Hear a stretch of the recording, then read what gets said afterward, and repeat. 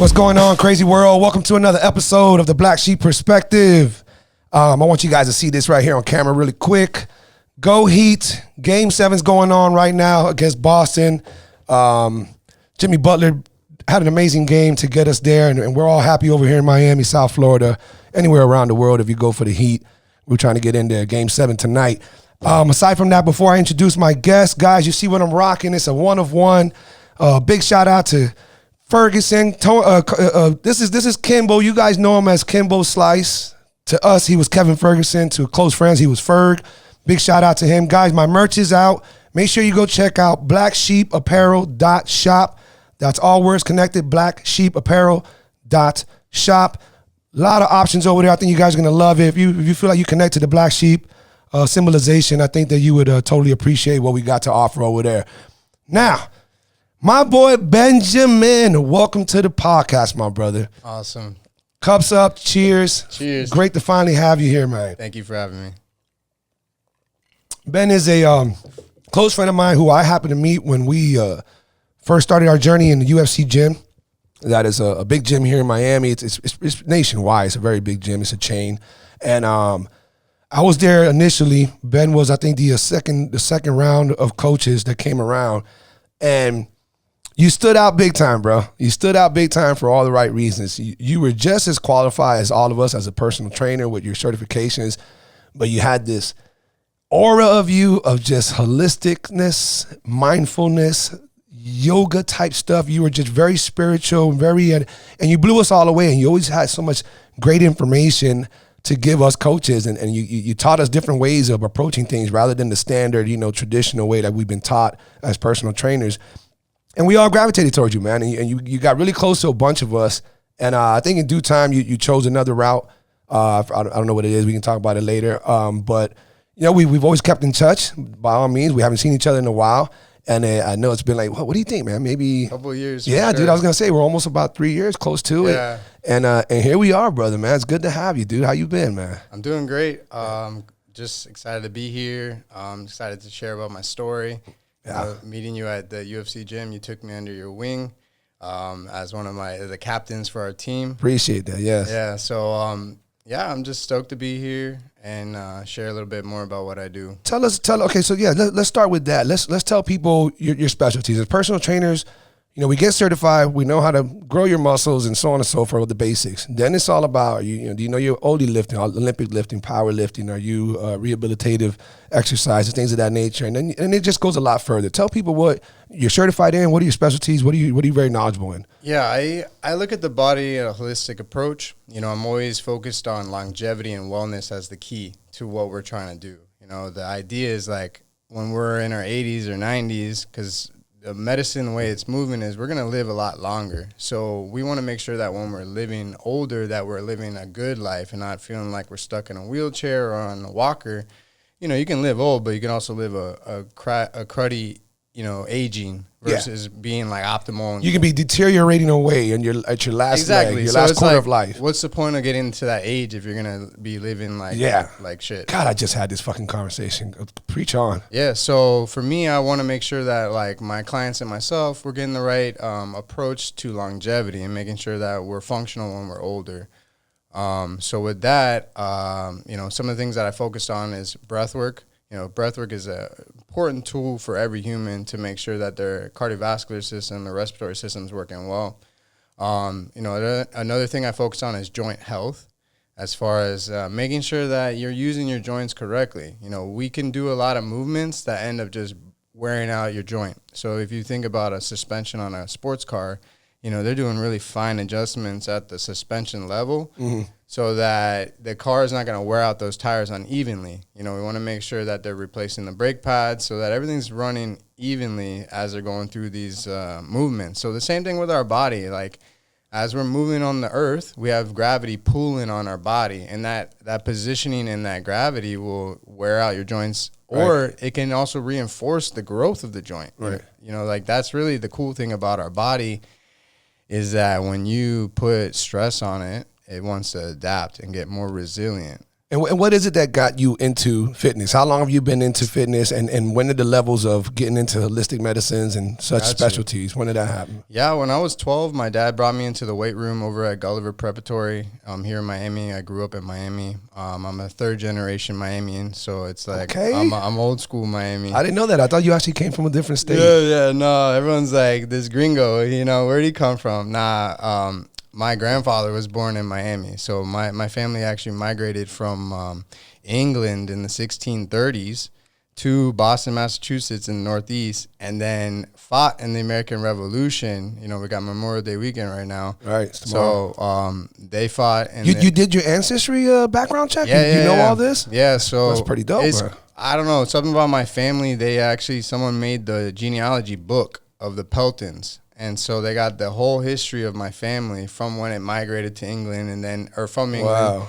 Fought in the Revolution, and then, I'm a part of a group that's called the Sons of the American Revolution. It's SAR. And SAR is like, in order to get in that organization, you have to have the genealogy proof that your family member, direct lineage, fought in the Revolution. And someone in your family happened to have that, or constructed, however that happens. Yep. Wow. So my great-grandfather migrated from Brooklyn to Ocala as a blacksmith and would make horseshoes. And then from there, he moved to Miami, had my grandfather, and then my grandfather raised my father, and I was born in Miami. So, make me want to do some deep check. I want to know where the fuck my whole bloodline came from. At least it gives a story, Yeah, exactly. That's a great story. Hell yeah. Yeah. So your dad's taking you to the weight room, and just to help you get built up, or was he into sports? Did he want to get you into a sport? My dad was in Killeen High School, and he was a swimmer, and so he knew certain athletes, and he always talked, proudly about the wrestlers and the football players that are just monsters of athletes. So he got me in the weight room, and great experience. I feel like, getting into journaling your weights and checking your percentiles and like making those approaches to hitting your maxes and really testing yourself through those numbers is great for any athlete and any coach to really like learn okay. And now it's 12. So this is a great way to do mathematics and just managing training. Right. Right. So we did conventional barbell, ollie lifts, Olympic lifts with the barbells, squats, all these things. I got super strong. This is my 7th grade year. I'm in middle school and I'm playing football and I'm just like wrecking people. I grew tall. What was your position? Back then, they used to let you play multiple positions. Yeah, so I was just one of the big dudes. So the big dudes go on the O-line. So I was playing guard and center in middle school. But you got to pull. You got to pull. Yeah. You put people on their ass. I used to pancake people all the time. Oh, my God. Pulling guards and put me on my ass back in the days. It's fun. It's fun. So I didn't really know much about like the actual games of the sports. It was weird. Like my family didn't really spend a lot of time like educating me about, this is how you play football. I just got thrown into it and would learn through experience. Like, okay, this is the play, whatever. And from 12 years old to 24, I was just constantly weight training. In high school at Gulliver, I played football and lacrosse. And then when I got into lacrosse big time, I became an All-American my senior year. I was Dade County Player of the Year. Nice. Yeah, I accomplished all the accolades you can get in lacrosse at a high school in Miami. And then from there, I went to FSU, Florida State, played ball there, was defensive captain, defensive player of the year for FSU. And so I was always just lifting weights. I was always just trying to get bigger, stronger. And most of the information was like bodybuilding.com. Right. And they had the forums and everyone's talking about like, I'm drinking whey, gold standard, and this pre-workout. And so you just kind of use people's experiences on how you would improve your own training, and read and learn. So it wasn't until I was like 24 that I really started to experience lower back pain. And that lower back pain was just like, episodic, random. Not a specific injury, just a dull. Started becoming chronic. Yeah, exactly. It was like, at the time I'm like 215, just swole up, looking fit as hell, training hard. We were, at the time, that's when like the Bar Star guys started coming out on YouTube with the calisthenic workouts and like all these guys are doing crazy pull-ups and stuff. So muscle ups. Yeah, and all so that, my training partner Mitch and I got big into doing muscle ups and weights and, we were just pushing the limits. And yeah, as a result, my lower back started getting painful. And that was the beginning of my journey for physical therapy and just knowledge about repairing the body. You know, everything else before that was like performance, you know, like how can I push the numbers? How can I get bigger? How can I get faster? And then once I started having pain, you know, it was like, okay, things got to change, you know, like I didn't know what was going on. But luckily the internet gave me some answers, you know, like the internet's funny where the algorithms will just kind of feed you these different videos that slip up on your feed. And I got a video that was about like how to warm up for your squats and these different movements that I never had done before. But they were movements designed to open up your hips. But by now you're not a certified trainer though. This is just, you just have common knowledge from being into the fitness world for so long as an athlete. Exactly. Okay. Like, you know, starting at 12 years old and then getting to, you know, that 10-year experience point. You know, you pretty much know what to do for lifting weights. Right. And then, you know, it wasn't until 2013 actually is when I got certified as a personal trainer with NASM. And then that was like the beginning of understanding the systems of working with a client. But I mean, as an athlete, your whole life, you kind of understand like, okay, this is how I need to push this client to be, you know, push their boundaries for hypertrophy to really like get them to grow. You know, you can take someone through the motions, but if they're not getting pushed, they're not going to get the adaptation you're looking for. You know, on the flip side though, also as an athlete, especially depending on what sport, you know, you're used to pushing hard. You're used to, you know, you have this, I don't want to say this muscle head type approach, but it's like grit. You know, yeah, exactly. It's different than what you approach a client who wants to get personal training. Sometimes you got to find that disconnection. You can't go hard on them like that. Yeah. And that's a learning process for a lot of us. 100%. Like, you know, the general pop mom and dad, they don't necessarily are trying to become professional athletes. Right. So you're right. That for me was something to learn too, is like how not to push people too hard because you can really cook them and they'll be overly sore and lactic acid buildup, and that's discouraging for a client too when they come to you and they're even like, dang, that was a crazy workout. I can't walk tomorrow. 3 or 4 days, that's not worth it. That's too much. Like it's more wear and tear than it is adaptation. So that was a lesson, and then I started working with my clients with that. But you know, the internet kind of started feeding me more therapy movements. Like, hey, this is gonna help you with your back. And since then I started looking into like lots of different programs that are physical therapy based programs, and that's been kind of my journey now. Your specialty on that right there. We were talking earlier before we started the podcast, and you were mentioning about specializing in joint health. Joint health. Now, see, that's a new term to me. I mean, it makes total sense. Connected both words. You know, we understand what we're talking about, but how does one zero into joint health? And what is it that the rest of the public doesn't know or pay enough attention to? I'm sure it's a lot, obviously, with the way you just looked, but you know, educate us a little bit. Yeah, it's cool. That's a great question because like everyone in the general pop like fitness industry right now knows about all the muscles and all the bones that connect to these muscles, right? But everything that's wrapped around that is called the fascia, right? The myofascia system, which is like, it's just like when you're cleaning an animal or you got a steak and it's got this white fiber stuff in the meat, that's the fascia material that like, they call it like a web, like a spider web inside the body that just there's a pocket for every muscle. Like every muscle is inside this sheath of this web that allows that muscle to slide in between that connective tissue. Okay. But that connective tissue also blends into the joint and the bone. So like this is a new way of observing the body, but it all blends together. Like if you got a microscope and you started to look for like a separation, you have this white and you have this black. It isn't white and black in the body at the joint. The actual cells, when you cut right at that median point in between, they start to blend. Like you might actually find bone cells mixed in with the fascia cells, and then you might have fascia cells mixed in with the bone cells.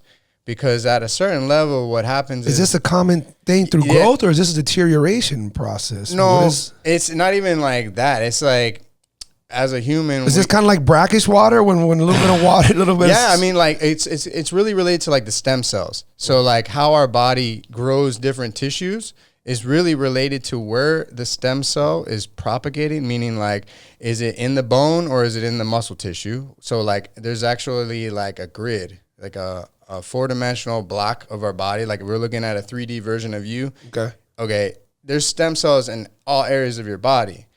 Depending on where the stem cell grows, it will get a mutation to grow into like a bone cell, or it will mutate into like a muscle cell, and it will mutate into a fascia cell. So at the beginning, it's all just one cell. And then depending on where it's being grown and what is the need for that cell, it will mutate into what it's required to be. The beauty of the body and how great it keeps adapting, right? Exactly. It's like a fountain of youth, right? Like the cells just need to be continually grow. So that's why they do the stem cell injections and stuff like that. Is like they're trying to add more of those cells that can then mutate into the cells that you need to keep the body going. So learning about all this, you also found that the opposite of all this great stuff is the deterioration of it, and that's why we have to. Yeah, I mean, it's important that we take care of ourselves, like physically with the movements and also with the nutrition, because then you can continue to feed that fountain of youth of cells.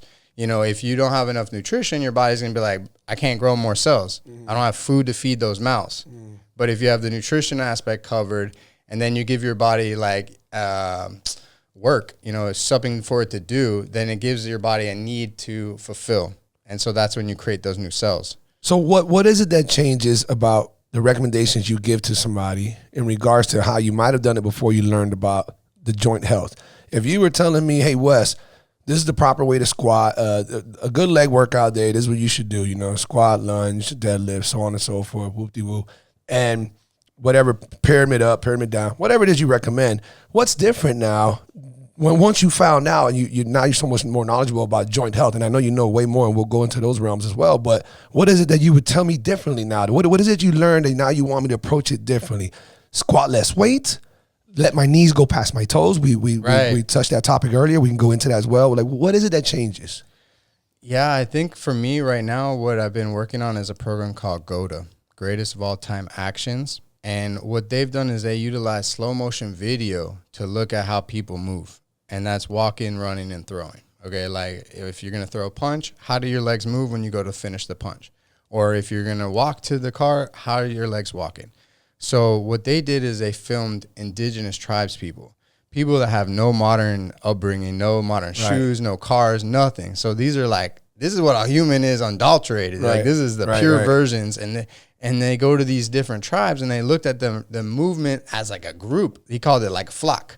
You know, when you see a flock of birds fly, you see the pattern. They all fly, doing the same thing. Right. Well, these guys got videos of flocks of indigenous tribes people walking. And then you can see like, a little girl, an older man, you know, a young teenager. They're all moving together, but they're all moving the same way. So what these guys kind of uncovered is that for moving forward, you use a certain loading point on your foot, like the weight distribution where you should step on your weight and then use that weight to push you forward. When you lift the weight, that's backwards. You actually have to push your heels down into the ground and drive back so you can lift an object up. So in GOATA, they call that the lifting engine. Okay, it's backwards motion, and then you have forward motion for walking and running and throwing. So for me, what's really been interesting is like when you do a lot of weightlifting, lifting engine access on your nervous system, like your brain, like the, you know, execute, deadlift, that starts programming your brain, your system, how to initiate your forward movement. And so what happens is you start using the software code for the backwards lift to operate forward walking. So your software is confused because, like, imagine you got to take your pickup truck, and you got to drive to the grocery store. You're going to go forward. You're not going to drive backwards. Right. But what's happening with our body is the software in the computer for your truck is trying to use the reverse drive for forward for your truck. So instead of walking and putting the weight towards the balls of your feet, you're walking heavy on your heels, walking a little flat-footed. Correct. And this happens when you do too much of one and not the other? Exactly. Without the realization. Well, that and like you can get in these. In other words, you have to you're trying to teach people to learn when to shut one off and adjust, because if you're walking the way you're lifting, you're going to cause more that injury. wear and tear on the connective tissue. Oh, okay. Yeah, it's like you're taking those joints and you're using them for something they're not really designed to do. Got you. Like, and not to say that we're not designed to lift things. Like, we can definitely lift things. We've seen humans do crazy lifts. The thing is like doing that over and over might not make you good at moving forward anymore. And that's where people get that wear and tear in their joint health. So for me, like, as far as like, what would I say for you to optimize your joint health? I would say, let's look at how you're moving on slow motion video first. Like, there's no guessing on this anymore. There's not like, all right, let me see you do it and let's see what I think about it. Right. No. We're going to let the camera, that's why you got these nice cameras in here, so that they can see what we're talking about, whatever. There's no magic there. So you and I will film you, and then we'll look at you and be like, okay, you see how your heel is flipped in like this? That's not like Tom Brady when he's walking on the field. That's not like Ed Reed. That's not like Michael Jordan. All these GOATs of the game that don't get hurt, they're resilient, all these performance in their late careers, that's proof right there that their mechanics, how they operate, is in alignment with protecting the body versus breaking the body. Let me point something out real quick, or actually question something really quick, because you happen to mention him. Michael Jordan used to walk pigeon-toed. No, yeah, is that what it's called? pigeon-toed. Yeah, pigeon-toed, especially I think the left or maybe the right. I mean, both. Left. We got photos. GOATA, there's the organization that I work with. They got lots of photos of Michael Jordan's toes pointed in. So, did he just learn how to work around that? Did that help him? That helped him. That helps him. Yeah. Helps him go forward more because of the way it's like that. Yeah. I heard that one time, but I thought it was bullshit. Nah, so all these bow-legged, pigeon-toed dudes, they're all monsters. They're all monsters in their sports. That's fucking hilarious. Yeah. And realistically, what it is that we got the wrong map. Okay, that's what GOATA's trying to teach people, is like the map that most people use for training people is based off of what they say is cadaver science. So there's a dead body, and they do cadaver dissections. Like, if you go to med school, you're going to do a dissection. If you're in physical therapy school, you're going to do a dissection of a dead body before you graduate. And that way you can learn about the body's insides, outsides, how the arm moves, where does the bicep attach to the bone. Like, you're gonna do the But none of this is motion, though. Right. It's a dead body. It's a dead body. And so what GOATA's saying is like, yo, you guys are using the wrong map. You're using a dead body that really doesn't use rotational movements. Right. When you extend the arm like this and bend it like that, like, of course, you get those movements, right? Extension, flexion, transverse rotation, all that. But it's so robotic when you describe it like that. Not to say that language isn't helpful. Not to say that language doesn't help describe things to a surgeon or someone that's doing the physical therapy, as far as like, this muscle was injured, it attaches here, we want to strengthen this area. Describing that stuff is good with that terminology. It can get a little complicated because if you don't know those vocabulary words, I'm talking magic to you. Right. Like, it's like, what is he saying? But with GOATA, they're more like, nah, let's look at the film and let's watch the body load. They're all about loading the step. They call it landing and leaving. So when we're walking forward, when your front foot goes to land on the ground, what is the bones doing? What's the knee doing when it lands? And then when you go to leave with that foot on the backside, what is that foot doing? And slow motion is clear. Okay, you land, the knee tracks out. It looks like a bow. They use the term bow, like a bow and arrow.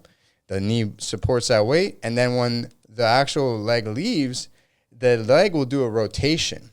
It's actually like a pivot around the foot on the fourth and fifth knuckle or ball of the foot. That's where we call the green dot. So all your weight is like right there on that outside edge. And then as you press and plant off that, your foot will rotate. It'll spin. And that whole leg spins up into the hip. And then that energy will spin into the other hip. And then your hips are just constantly spinning back and forth. I've never heard somebody explain it like that. I'm pretty sure everybody listening, that's probably the first time they've heard that. So that's actually happening, and this is on video. This is what they're recording. Exactly, and this was such an eye-opening thing for me, is that like through my courses, I've taken pretty much everything on the market. You know, my prior employer blessed me with a lot of financial support to get these courses. So I got to see what the industry for fitness and wellness is providing. Like, I literally did the whole thing, and within like a 2-year period. So it was kind of fun for me because I was able to pin other experts on other experts. You know, one guy would be like, well, this person said this. That's good. You got to do that. You got to question everything, and you have to see all sides of it. 100%. The problem is these main heads of their camp with their flag weren't going to go to the other guy's camp because they had to still carry their flag. Of course. So I was just this young man looking for answers for my own lower back and for information, right? And that was what gave me a little bit of a different approach. Is I was able to be unbiased as far as which camp was the best camp. Right. Well, that's good, because I think when you go into something like that and you really want to get it's kind of like, I think Bruce, I don't know who said it, but I can't pour you a cup of water until you empty out what's in yours. And you know, and that's kind of what you're going in with, that mind frame, because you're not overly attached to what your teachers were. Correct.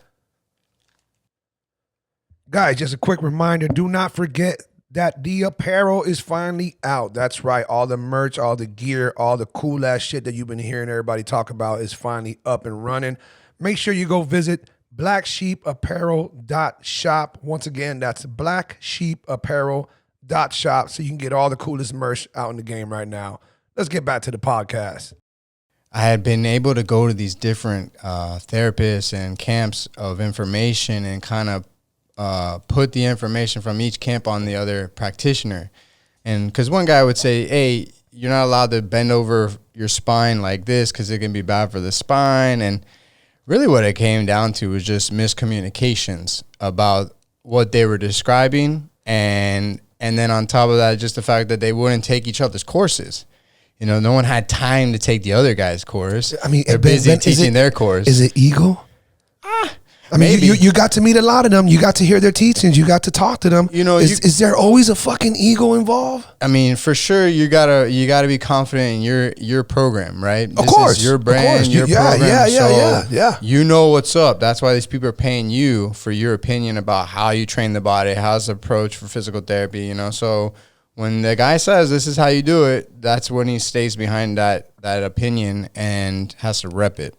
So yeah, I was lucky that, you know, I studied philosophy at FSU, at Florida State. So in philosophy, they're always telling you to be skeptical, you know, be open-minded to what another argument is. And then, you know, you're allowed to argue against the argument and then be open-minded about that. And sometimes the arguments came to no conclusion. And then the story ends and they go on to another dialogue about another topic. But sometimes you just can't get a solution. That happens. But at least when I had this mindset of being skeptical, I would go to these different practitioners and ask them, yo, what's up with this? You know, this guy said this, you know, how do we get these solutions? So GOATA kind of just like iced all that. GOATA was like, listen, let's just look at how you are moving on slow motion film, and let's get rid of all that googly gawk medical terminology. And let's just look at, do you load your foot like this? Okay, so let's go back to Michael Jordan's feet. Okay. With GOATA, they have very specific parameters or guidelines. They call them the laws, global laws, that exist with healthy movers. One of them is like your feet are straight.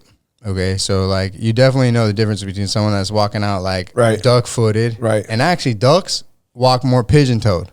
So, like, if you look at, there's a video of this duck that's been running marathons on the internet, and it's funny as hell, but he runs with his little fins. So you're saying that there's more ducks that walk pigeon-toed than there is that they walk like when we call... Because that is what we call duck-footed. Yeah, when we call a human a duck-footed human, their feet are turned out, right? And then the duck, if you actually look on a duck on slow motion, they move with their feet straight. By the way, let me interrupt you real quick with what the most random ass bullshit pet peeve of mine that might ruin my chances for other future girlfriends if they're there. That is the biggest turnoff for me, bro. Right, whack feet. If a chick, I don't care if she's a fucking dime, bro. If I look down and that's how she walks, what we call duck red alert. It just does something to me, bro. I'll be like, nah, but you got to put some braces on that thing and fix that walk. You better do like Forrest Gump or some shit, man. It gets like that even worse with the GOATA, because with GOATA, they got they call it inside ankle bone low. So it's when the inside bone collapses that arch, and these girls got these flat feet. So you got a foot turned Double out whammy. with a flat sole. Wow. They look like these little flappers. Sorry, ladies, you need to get your inside ankle bones high and feet straight because 1, that's going to make your butt bigger. So 2, that's going to help you out. Hold on. Did we just have an exclusive? So you're saying if there's ladies out there listening, and men. So if men aren't as concerned with growing their butts, but they should be, especially if they're athletes. Listen, my girlfriend, she likes my butt. And she's like, I never thought thought a man with a butt would be important, but she likes it now. Oh, hell yeah. No, I know there's women that love it, but regardless, women are the ones who are more entertained with it. So you're saying that if there's ladies out there who they walk what we call duck feet or whatever, with the feet pointing outwards. Yeah, it looks like a W, like your feet are that's out. going to affect how well they can develop their glutes. Their glutes, for sure. So they definitely should make a valiant effort to fix that. Now, give us a quick... check this out. How did they fix it? What did he do? Check this out. If you turn your feet out, you take the femur, the bone inside that hip socket, and you're going to externally rotate it. What that does is the muscles, the glute muscles that we want to make big and round, they get tight. They get short inside. Because you're like clinching your butt cheeks in. By walking, yes. By walking out. Okay, so you're literally like forcing those muscle fibers to get short. Because your feet are turned out. Now, if you turn those feet in, already the bone position is going to make those glute fibers get nice and wide and long.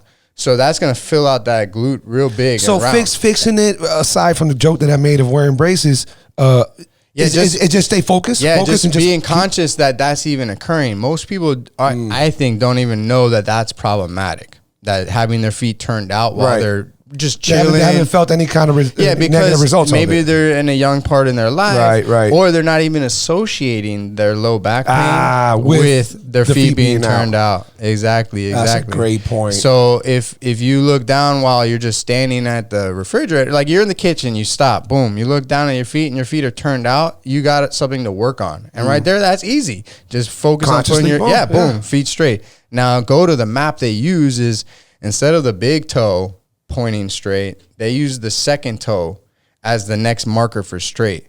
So you have your 4 toes and the big toe. Well, the second one, if that one's straight, you'll kind of look a little pigeon, but it's really that second toe's that straight line. Yeah, I was going to make for sure you're straight. Okay. Yeah. And then the next thing is if you got your feet straight and you put your weight on the outsides of your feet, like we call that the outside edge. So if you just close your eyes and you think about putting the weight on your outside feet, that is going to bring your inside ankle bones up, okay? That's going to change the tibia that's on the top of the calf right there, how to rotate better on your ankle. So if you put weight on your big toe, your arch will collapse, the inside edge. And arches, by definition, aren't designed to collapse, right? Like the reason that the bridge works is because it has an arch underneath it that supports the bridge on top.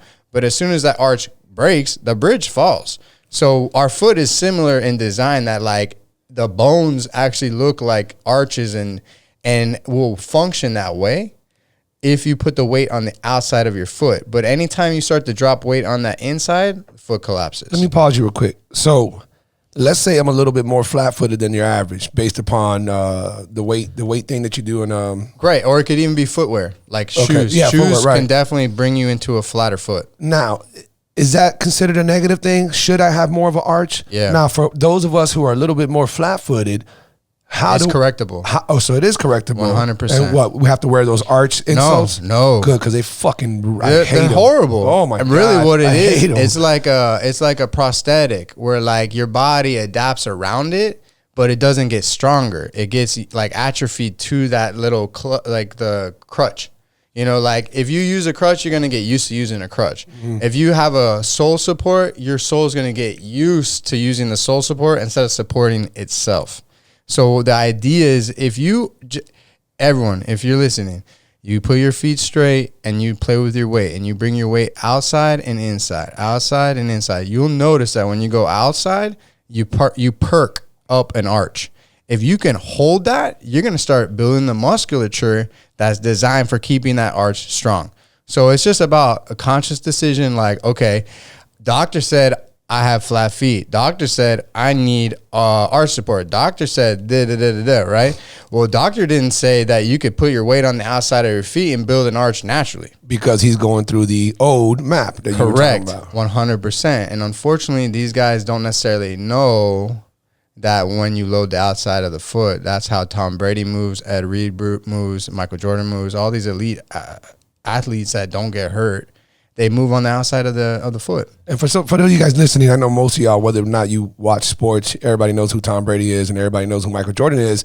Ed Reed is the best safety ever. Monster. Okay, football, Monster. NFL football player who came out of the University of Miami, number 20, will forever be known as a legend in UM and for the Baltimore Ravens, which he spent his whole career there. Yeah, monster. Just an amazing, amazing athlete. So, okay, so now, are you saying that if, again, to the flat footers, if you want to try to fix this, and after you tell me this, I want to go to the knees over toes guy. I want to have that debate there because I've been practicing what he was saying. Got you.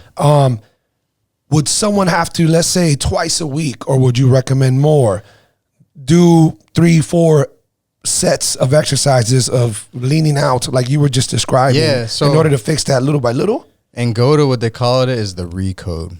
All right, so it's like once you understand. Why's GOATA got all these fucking like secret terms, dog? No, it sounds like a fucking cult, bro. It's funny you say that. A lot of people on the internet right now think it's a cult. Oh, Lordy. But it's not a cult. It's about simplifying our bodies and our mind about our body and how we move in space. Okay. And the vocabulary simplifies things because if you don't have to learn about the fourth metatarsal and the tibia and all this other technical terminology, it's like, nah, bro, you, on the outside of your foot, put your weight. Boom. You do that, what happened? Inside ankle bone perked up, boom, you're already feeling more athletic there. So you're doing sets like almost like a calf raise, but you're doing it like that? Like, well, I'm just saying you could do that for a reference. But what happens is you just choose to be there all day. Like when you're standing in the grocery store, consciously like you're just lean the weight outside. You're just on that, and we call that the green dot. So once you find that weight distribution, you're just taking your steps there. And by just doing that, like knee pain, low back pain, all that stuff starts melting away like instantly. It's just, I believe it. What's crazy about GOATA is that this is nature's pattern. This isn't some theory that someone created in a medical setting or a clinic. This is literally people observing people in film in their natural habitat as an indigenous tribe person, as the natural habitat as Reed on the football field, the natural habitat of like elderly people that are still performing at a high level in their 80s and 90s doing like track world events, right? Like they're out there busting it for their age group, but they're still getting it. Right. And it's like, my grandparents aren't doing that. You're like, they're not. So it's like, what is this person doing to be bucking it for their world record at 89 on the 100 meter? Like, you know, like it might be slow as hell, but they're still moving properly. Exactly. So what GOATA did is they're like, okay, the oldest guy, they're moving like Ed Reed. Ed Reed's moving like the indigenous tribe dude, but the indigenous tribe dude is also moving like the newborn baby. So what that has done is proved from the baby to the elderly, the GOATA elder, that this pattern can be used for a lifetime. Okay. And then we have indigenous people, which are just totally natural. And then you got professional athletes that use the same movement and they're durable, resilient, and like have no injuries. Then you got someone like LeBron James. LeBron James is a WOTA, a worst of all time action athlete. He's making the worst movements with his bones, yet he's still performing high level. However, we could argue that he has a lot of injuries. And so we could say, well, he's injury prone because of the way he's moving with his bones. Yeah, he's genetically gifted. No doubt. So the guy's a monster and he can take on the resilience or the wear and tear. Right. But the guy also spends $1 million a year on rehab recovery. Imagine having the money to just be like, oh yeah, I need another massage. Oh yeah, I'm going to get on the vibrator plates. I'm going to get the therapy, the hot cold. And then it allows him to go back out there and do it wrong. $1 million.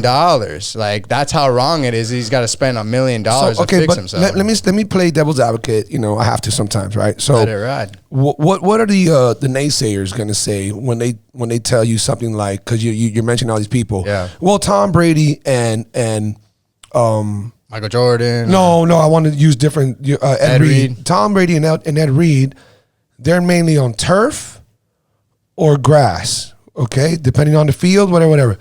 Michael Jordan is on, and so is LeBron. They're on courts, right. flat courts.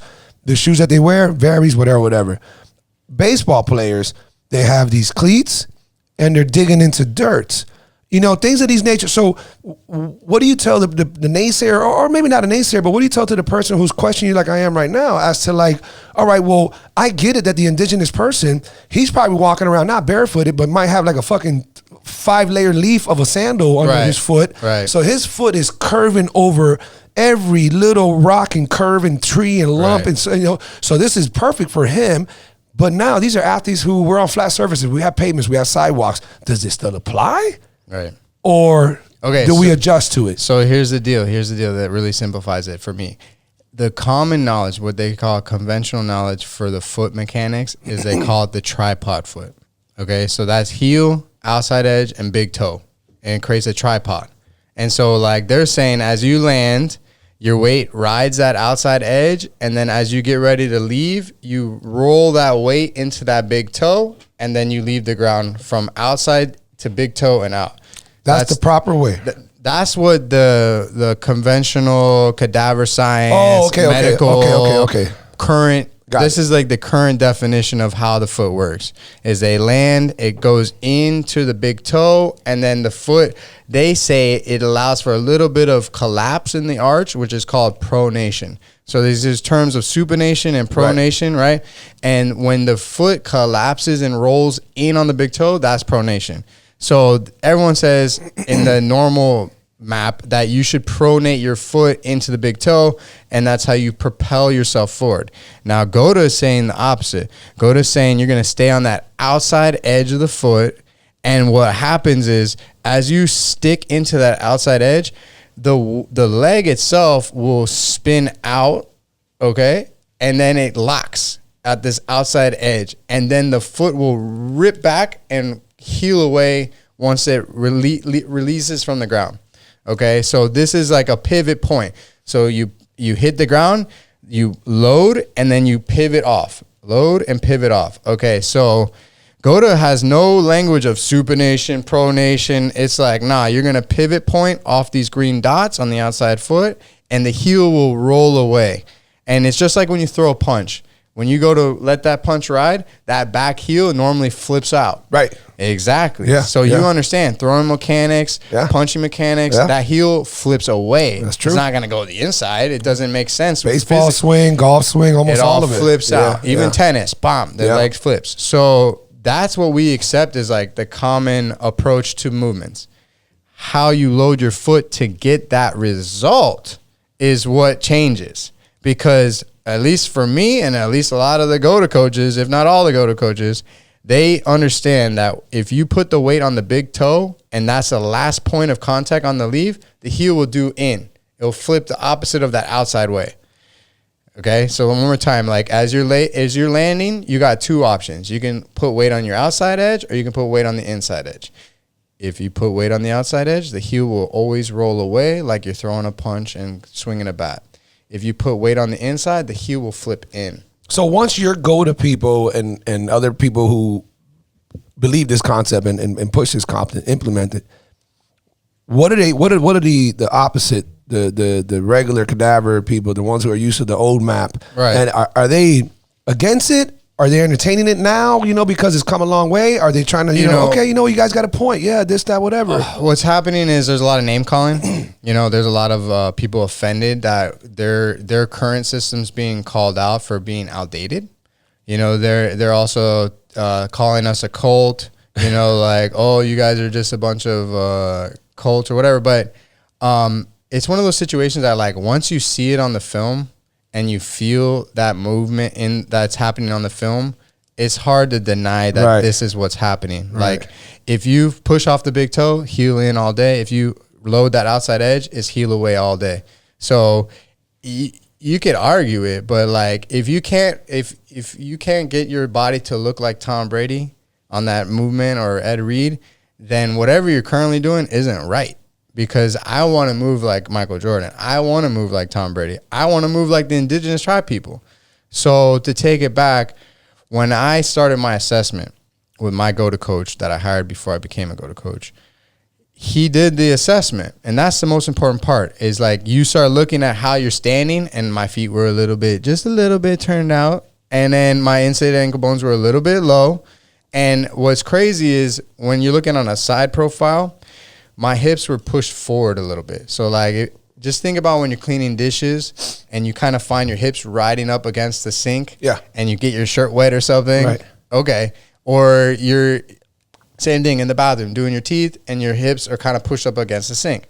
In GOATA, we call that posture with your hips forward, front chain dominant. So what that's doing is it's putting your hips in front of your rib cage instead of behind. Now, think about when you do a deadlift. What do? You lift your hips and they drive forward. A lot of hip thrusting forward. Well, when you go to actually run, the body sends the hips back so that you can drive. You know, when you go to push your truck, what are you going to do? You're going to put your hips behind your ribs as you go to drive that truck. You're not going to put your hips underneath you like you're at the sink, right, with your hips kind of flat. Right. You're not going to have any force. So if we're going to be doing forward movements, running, throwing, kicking, why are we going to train exercises that drive those hips underneath you, right? So if you're at the couch or at the kitchen and you're standing there and your hips are slapping up against the sink, and that's your default just hanging out pattern, that's going to be your default pattern when you're on the field as an athlete, when you're on the court as an athlete. So even those little things people should pay attention to. Yeah. In order to, as a sign of, hey, you're too... You're too front chain. Okay. And that's what simplifies GOATA for all this other gobbledygook medical terminology, which is that, like, are your feet straight? No? Okay, you need to straighten them. Are your inside ankle bones high or low? Okay, you need to get them high. Okay, are your hips in front of your rib cage or behind your rib cage? Oh, they're in front? You need to put your hips back. You need to push your butt back a little bit to get that back chain activated for driving things. Those three things right there changes people's lives immediately. And that's been my story, is that I was front chain dominant. I was utilizing in my walking and running pattern reverse technology. So my heels, as I would run, would flip in, which is designed for reverse. It's in the film. I can't argue with my coach, Eric, and be like, nah, you're lying to me, bro. Like, there's no way I'm running backwards, forwards. It's like, no, here's your video of you running, and here's a video of Tom Brady running. Do you look like that? Nah. Okay, well then this is why. Because you're pushing off your big toe, and that's preventing you from spinning your heel outside. That's it. There's no argument. So for all the naysayers, I just say, you just need to try it. Right. And you also need to look at the film. You actually need to do a breakdown on the film. And the other part that really sold me with GOATA is they do analysis of injuries in slow motion too. So right now we are having an epidemic of non-contact injuries with athletes, professional athletes, collegiate athletes, all levels of athletics. People are suffering from non-contact ACL injuries, meniscus injuries, all these problems. And they're like, I saw a video of a baseball player trying to steal base from first base. Just pop. The guy's planting off his foot and boom, he tears his ACL. Now, something that these athletes are doing off the field, because they always want to blame it on the turf. Right. They want to blame it on it was the court, it was the cleat, it was this, right? So we've heard those arguments like, oh, it must be the turf, blah, blah, blah, blah, blah. No, it's how the guy's loading his foot on that field or turf or court. Or even off the plate, the way he was on the plate. You know? That he wasn't even on the plate. He was out a little bit off the base, getting ready to run a sprint. And what we've observed on slow motion video is when your foot is low and your inside ankle bone's low and you go to drive off that, the mechanics of the bone system from your tibia up into your femur at the knee joint, right? If those bones rotate in, it's like a heel hook. Yeah. And right? Yeah. I mean, if they go in different directions, the knee gets shredded. Yeah. 100%. So what GOATA is trying to show you is that inside ankle bone low, you're at risk for an injury, because we have this ongoing bet that if you can show film of someone hitting an ACL shred on an inside ankle bone high, I think it's still going. Coach Gill will pay you $10,000 because there hasn't been any proof that the bones will allow the knee to rip when you're loading it with the inside ankle bone high. So what is something? Where can people go to get a reference? I mean, aside from GOATA, you sent GOATA many times now, GOATA. If that's the name of the site, then obviously we're helping push them. But what is it that people can do to find out a little bit more information on how to step, how to do this? Is it only GOATA who's addressing this? So here's the thing. You got all these different camps. You got someone named David Weck from Weck Method. He's the creator of the Bosu ball, that Bosu trainer, that blue half dome thing. Every gym, it's every gym, right? Yeah. So David Weck was the inventor of that. He's the inventor of a lot of different tools for fitness training. Okay. He thinks he has a unified theory for how to train the body and remain healthy. Then you have someone like Natty Aguilar. He's from Functional Patterns. He created his brand, Functional Patterns. They think that they're the standard of fitness and wellness. And so if you want to get right, you need to go to that camp. Then you have just another group of things that are kind of under the conventional medicine approach of physical therapy, cadaver science. And like those different thoughts are kind of using the same approach as far as the tripod foot and David Weck's big on loading the big toe. David Weck just took on the knees over toes guy. Okay, Ben, I think his name's Ben. I'm not sure, but yeah, okay. Yeah, so the thing is with the body is when you use it, it gets better. Like if it's weak or it's atrophied or it needs physical therapy, when you start using it, it feels better. But then there comes a point where you're either misusing it or you're not just at that perfect positioning or right that's going to make it feel no pain. Knees over toe guy, great approach. Everything that he's doing is scientific, like with tissue adaptation and moving the needle for like what knee health really is at. Knee health is like showing that if you use the knee a lot, you put demand on the knee, the tissue will adapt. Right. And that like you don't necessarily need to go ahead and get these surgeries. You can just go ahead and use the knee and bend it and use it and get the tissue moving, get blood flow in there and it starts feeling better. Versus trying to avoid it, right? Yeah, like, I hurt, so I shouldn't use it. What's up, crazy world? Just wanted to barge in really quick and remind you guys how cool as fuck you are and how appreciative I am for all the support. The podcast would not have made it this far and grown to the heights that it has if it wasn't for all the love and support that we get from you guys. And I just want to take a quick second to thank you guys. Appreciate it so much. Now let's get back to the podcast. Yeah, so the knees over toe guy is doing a great job with the new cutting edge information for knee health and Joe Rogan had him on his podcast. It definitely helped people learn about that. And I did tell you earlier, that I had been practicing what he said, and it definitely has been beneficial to me. And that's not a fucking placebo pill that I took, because I'm always aware of that. And I whether it's to myself or talking to other people, hey, you sure you didn't have a placebo effect? Because if you mentally really genuinely believe you might just cause it to happen no matter what. So no, it's definitely not that. Right. But continue on. So your guy, your people's kind of, did they debunk it or they just what? It's just a different approach to understanding fitness, which is a lot of people's fitness is based around the lifting engine or reverse drive movement. And that's it. Like even knees over toe, he's prescribing people walking backwards. He's prescribing people to hold drag a weight, but walking backwards with it, like a sled. Sled pulls, but backwards. Yep. That's fine. Like there's times where you do go backwards, right? And David Weck is big on this approach of fight or flight, and that like there's times when you need to hunker down and fight in the scenario. And so you need to be able to drive off your big toe and whatever. And knees over toes guys is all about that. And this guy's got ups, he can jump and dunk now. And after 2 knee surgeries. Exactly. So what he's doing is working, right? But in the fitness realm and performance realm, we're all about squeezing more and more out of athletes, squeezing more out of performance. Agreed. That's what we're here for. Of course. Like the cream of the crop. How do we get the gold medals? Yeah, man. So that might work, right? But we're still talking about like we want more. So there's some people that were in knees over toes that scooted out and went to GOATA. I don't want to say that there isn't good to those other things, that you can find these little gems that are beneficial for mindset, beneficial for organizing training, approach to duration and intensity. All that stuff applies to fitness. But what I'm saying is there needs to be more focus on understanding reverse drive movements and forward drive movements, and whether or not you want to practice reverse or you want to practice forward. And for me, like, I spent most of my life of fitness practicing reverse drive patterns, you know, deadlifts, squats, kettlebell swings.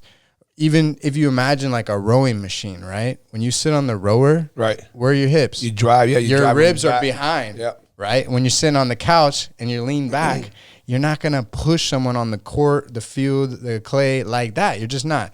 So we're trying to rinse out those patterns from your nervous system so that, like, when you're in an intense moment on the field and you got to make a play, you're not going to revert back to that old pattern that was for reverse. And that's where we're having this little bit of conflict with these non-contact injuries.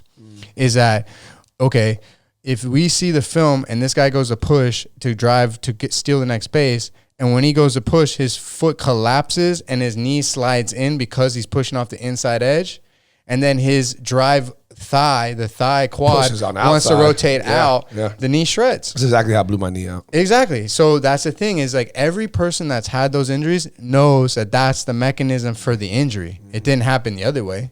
And so we're at GOATA being like, yo, look at the film. Look at these injuries. And it's crazy because it was like part of the certification was like we did a film hour on injuries. And we just watched people lifting, people doing leg presses, people like the injuries that you just don't want to watch. Fucked up shit just happened.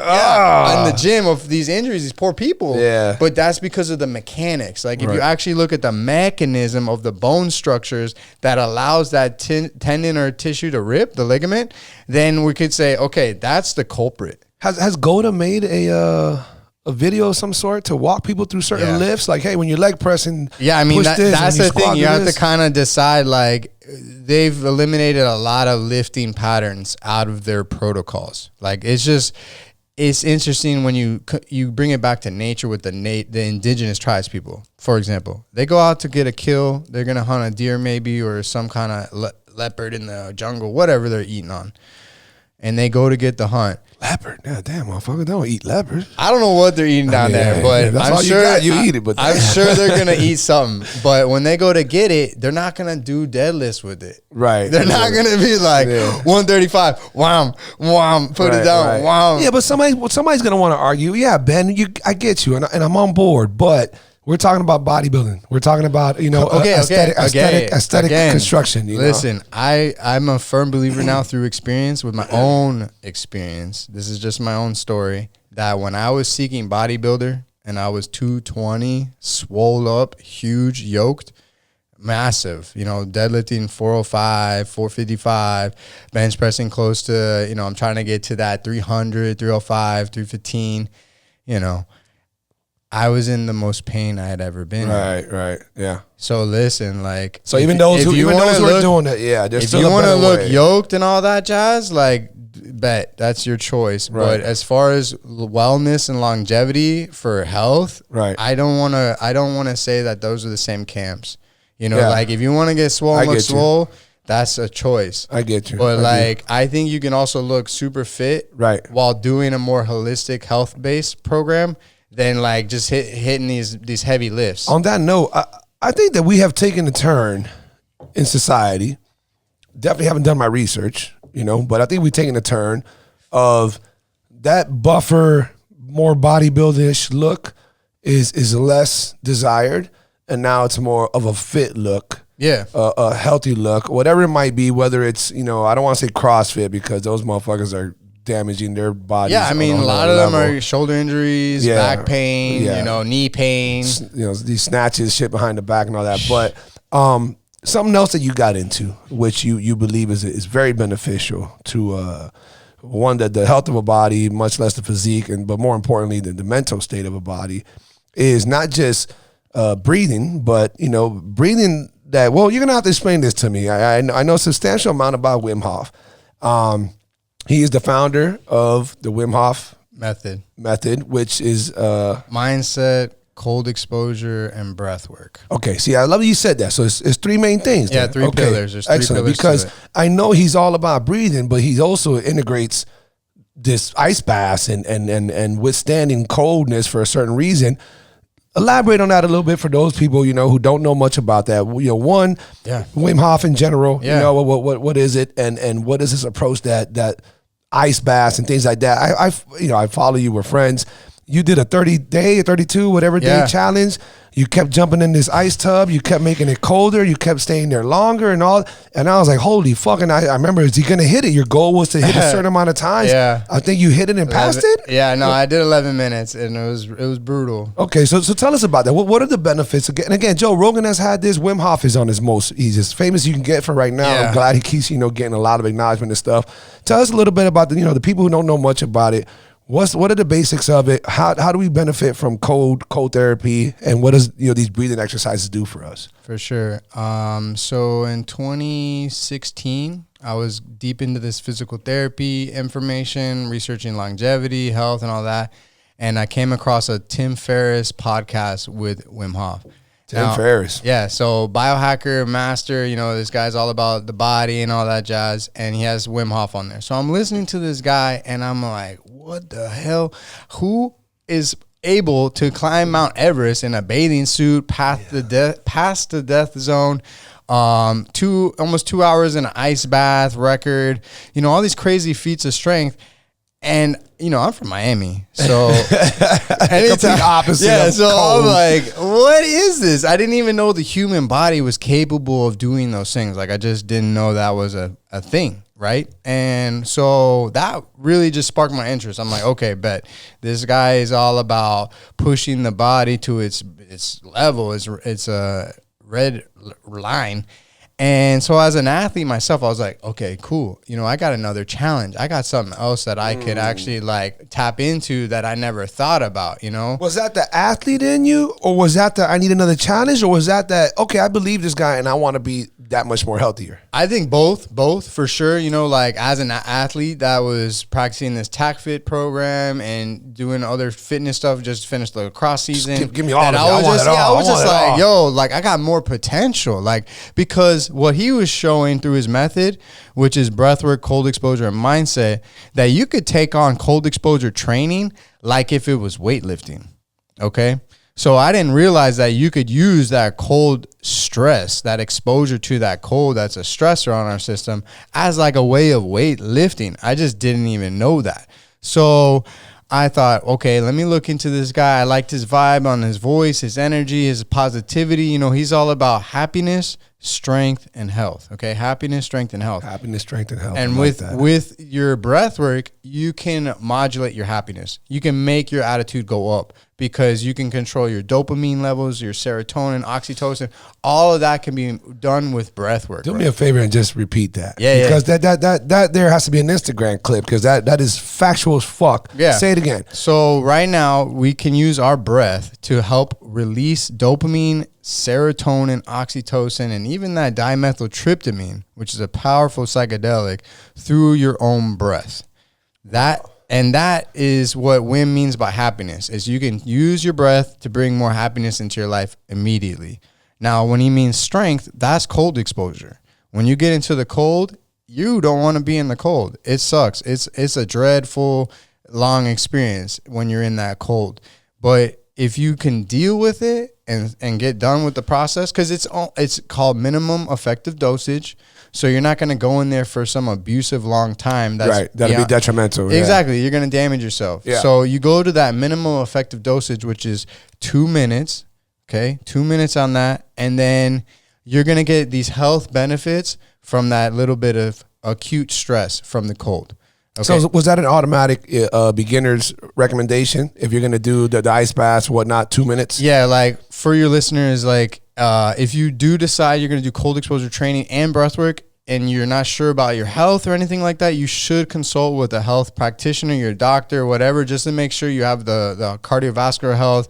If you're prone to seizures, or if you're a pregnant woman, you don't necessarily want to do the Wim Hof method, because it's too stressful for your system. That can cause a problem. Okay. So it's always important, if you're going to get deep into this stuff, consult with your practitioner. If you feel like you're healthy enough, you know, like starting slow, 30 seconds of a cold shower is no problem. Okay, so disclaimer, neither one of us are doctors. This is not actual medical advice. Yes, exactly. So we don't get banned and none of that bullshit. But with that said, let's attack the cold treatment first, and then we'll get back to the breathing. So cold treatment.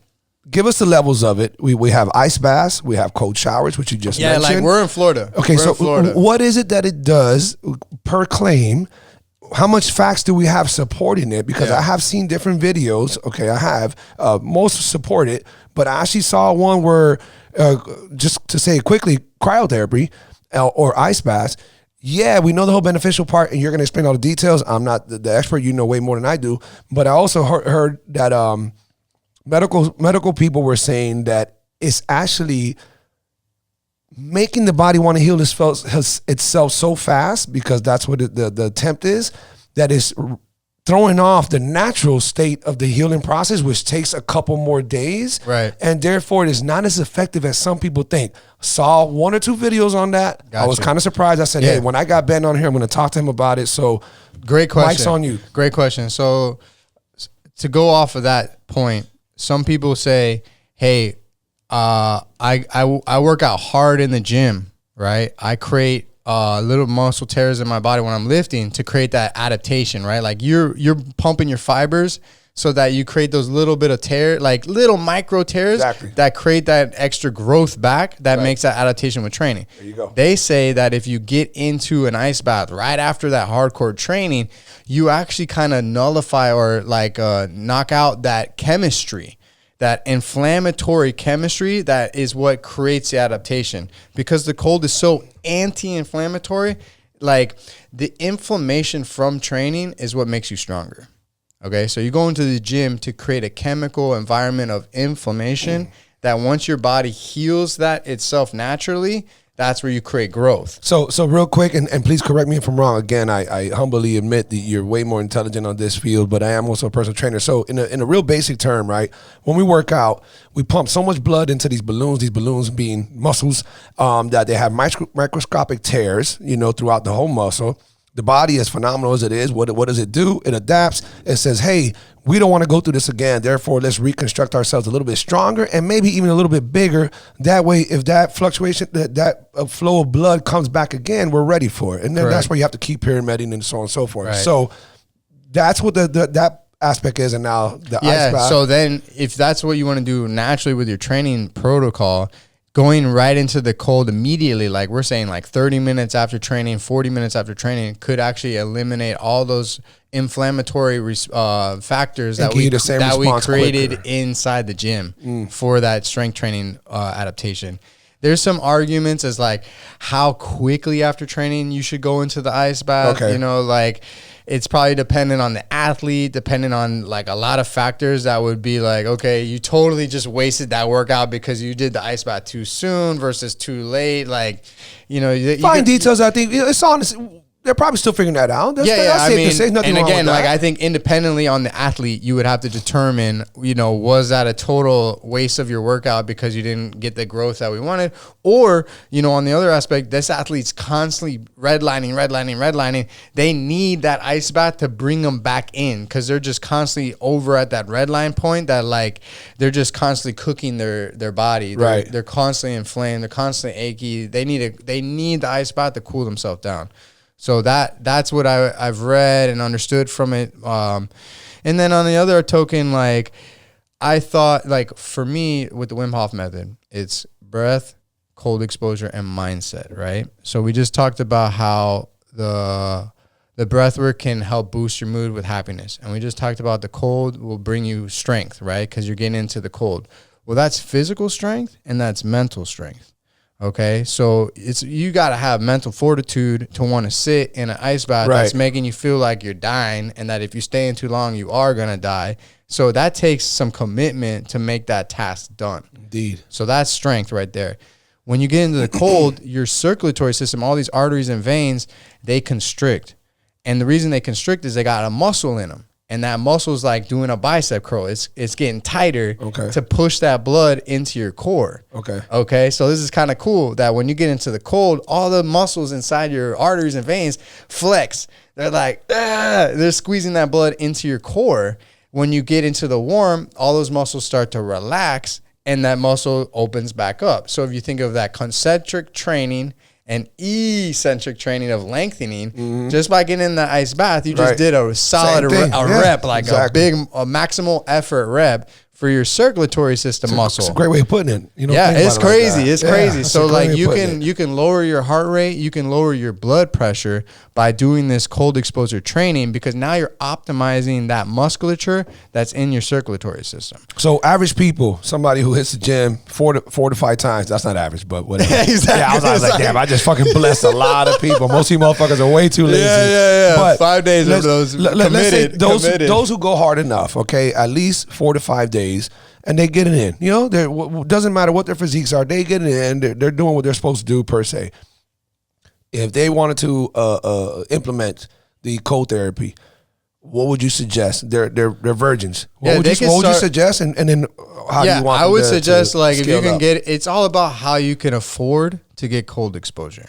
Okay. Because like, let's say they can't go cryotherapy, but they can all do an ice bath, whether it's in a trash can, a tub, whatever. So that's my point. Is like in Florida, at least, you got to buy your ice to get cold water. Right. You know what I'm saying? Like legit. Now, if your gym, if your gym's got a cold plunge in it and you have access to that on a regular basis, you know, starting off once a week, making it twice a week, 3 times a week is good. I've done multiple days in a row. I've done ice baths days in a row for years.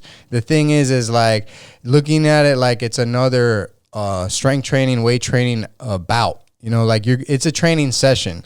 So if somebody has that availability, should they do it 5 times a week after they're done with their workout 5 times a week? I came up with an idea called the starter pack. Okay. It's 30 days of 2 minutes every day. Hold on. Do we want to sell this or are we giving it away? Hey, it's free. It's free. It's free. Right, because the starter pack is about commitment. Okay. Like if you're about adding the cold exposure to your daily routine and you're about that life, start with just 2 minutes in the ice water, get in, get out. And do that every day. Neck high, chest high. Neck high. Neck high. Yeah, right to the chin. Okay. And you said starter pack is once a week? No. Like if you're about getting in the Wim Hof method and you really want to jump 100% into cold exposure training, I say do 30 days of 2 minutes every single day. Oh, that's a challenge. Yeah, like that's your starting pack. After you've hit that, you can adjust however you want. You can go up on duration. You can go to a 5-minute ice bath. You can go into days off with that. But I think your relationship to cold will drastically change if you do 30 days straight of real cold ice water, 2 minutes every day. Let me put you on the spot for a little bit. So I've seen you do the 30-day challenge, or it might have been more. I forgot the actual amount. I'm not sure. That one, the recent one you saw was what I called my personal reboot. So I had moved back to Miami. I didn't have a freezer at the time. So I had like, I don't know, maybe 6 months without a freezer that I got to be able to constantly be training because I was moving in between places from Vero Beach to Miami. Luckily, a fan on Instagram decided to donate me a freezer. Shout out to that fan. Shout out to Giuliano, dog. That's awesome. Captain. He's the Captain G. So this guy drops me a freezer. Thought I was a good dude. Decided like, hey, you need this freezer more than I do for your training. Take the freezer. That's dope. Dope. You know, like really is a blessing. So that guy helps me out and allows me to get back into my training. So then I was like, you know what? Let's see what 4 or 5 years of consistent training has done as far as like building a callus, you know, right. Yes. And that's what I want to get to. Yes, exactly. Yeah. Where are you at on that? Yeah. Exactly. So what I did was I started with this 30-day commitment, and this was a little bit different because I started training with a water pump in this freezer that like I hadn't done before. This was a new thing. Like I had been given a pump from Wim Hof and I used it to blow the water directly at me like a water jet in the actual like hot tubs. So I got this pumping ice cold water directly at me, and that's different. Like that's way different than just sitting in the water flat. Because when it's calm, you create a little warm bubble around your skin, and it just kind of gets bearable because you got this like a little force field that exactly. You got this aura of heat. When that shit's just blasting you, yeah, it's just like it just sucks it right off you, dude. So it was ruthless. But I started with 2 minutes, and then I perked it up to 5 minutes, and then I dropped down as like just kind of like a deload. Like I looked at my cold exposure training like weight training.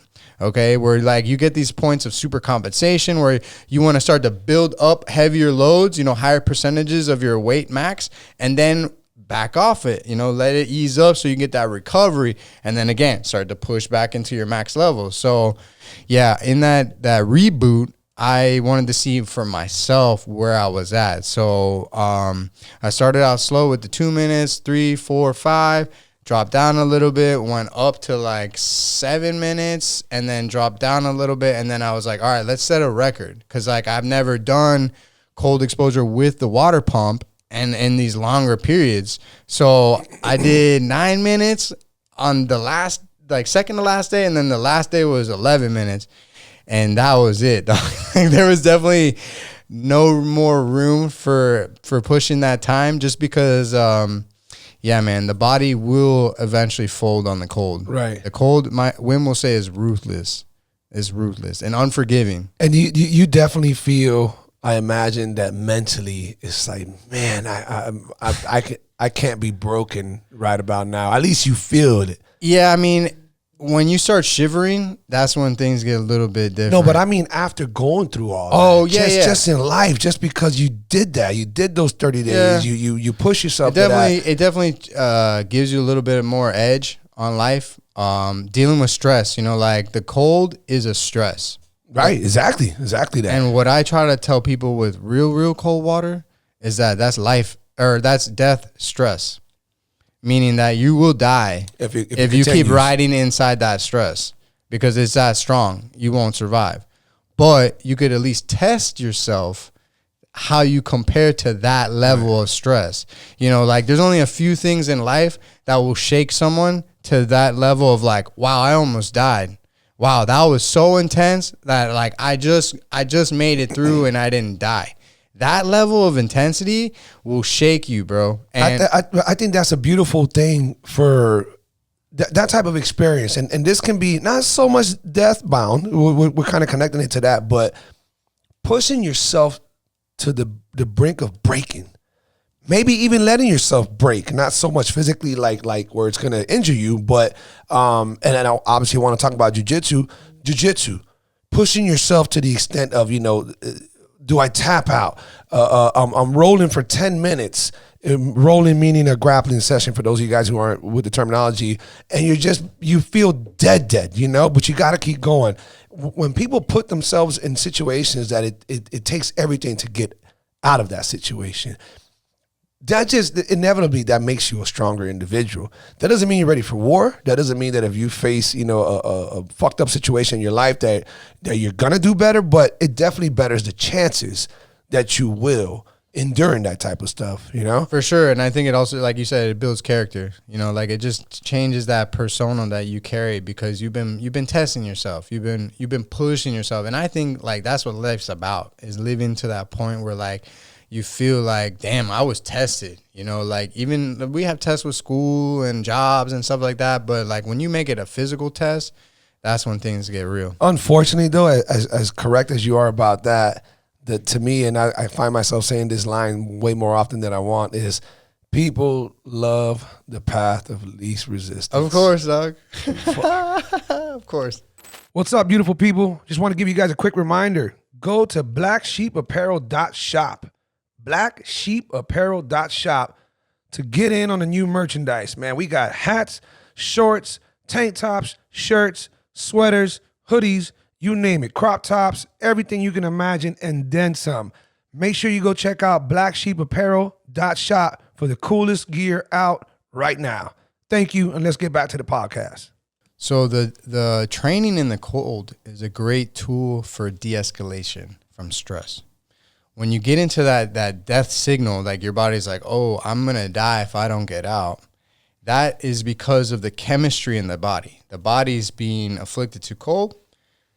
the body will start releasing adrenaline, and that adrenaline is what makes you feel jazzed up and like, oh, something's happening. I'm feeling stressed right now from the adrenaline. You can train de-escalation from that. So you can sit there in the ice bath and be like, okay, I feel this excitement coming up. I feel my body fighting the cold, but I'm not going to let it freak me out. I'm not going to let it overwhelm me, this stress from the cold. I'm going to slow down my breathing. You know, I notice when I get in the cold, it's like that intensity.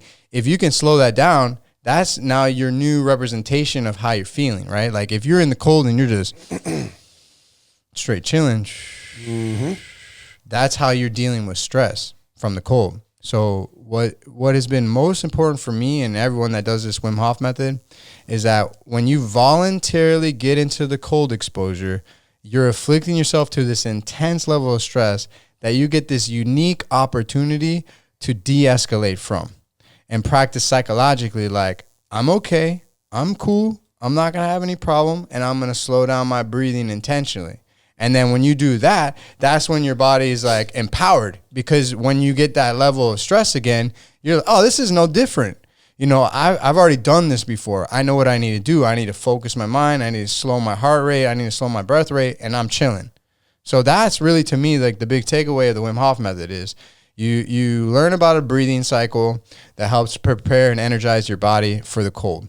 Then you get in the cold and your body starts to have a stressful experience, right? And as a way to combat that cold, it does something called thermogenesis, which is heat production. Mm-hmm. So you get this response from that thermogenesis, and then after that, you have this ability to de-escalate. So that's the mindset. This is that mindset of I can do this stressful experience. We call it the can-do mindset. I can do this. You know, a lot of people, I can't do that. I can't.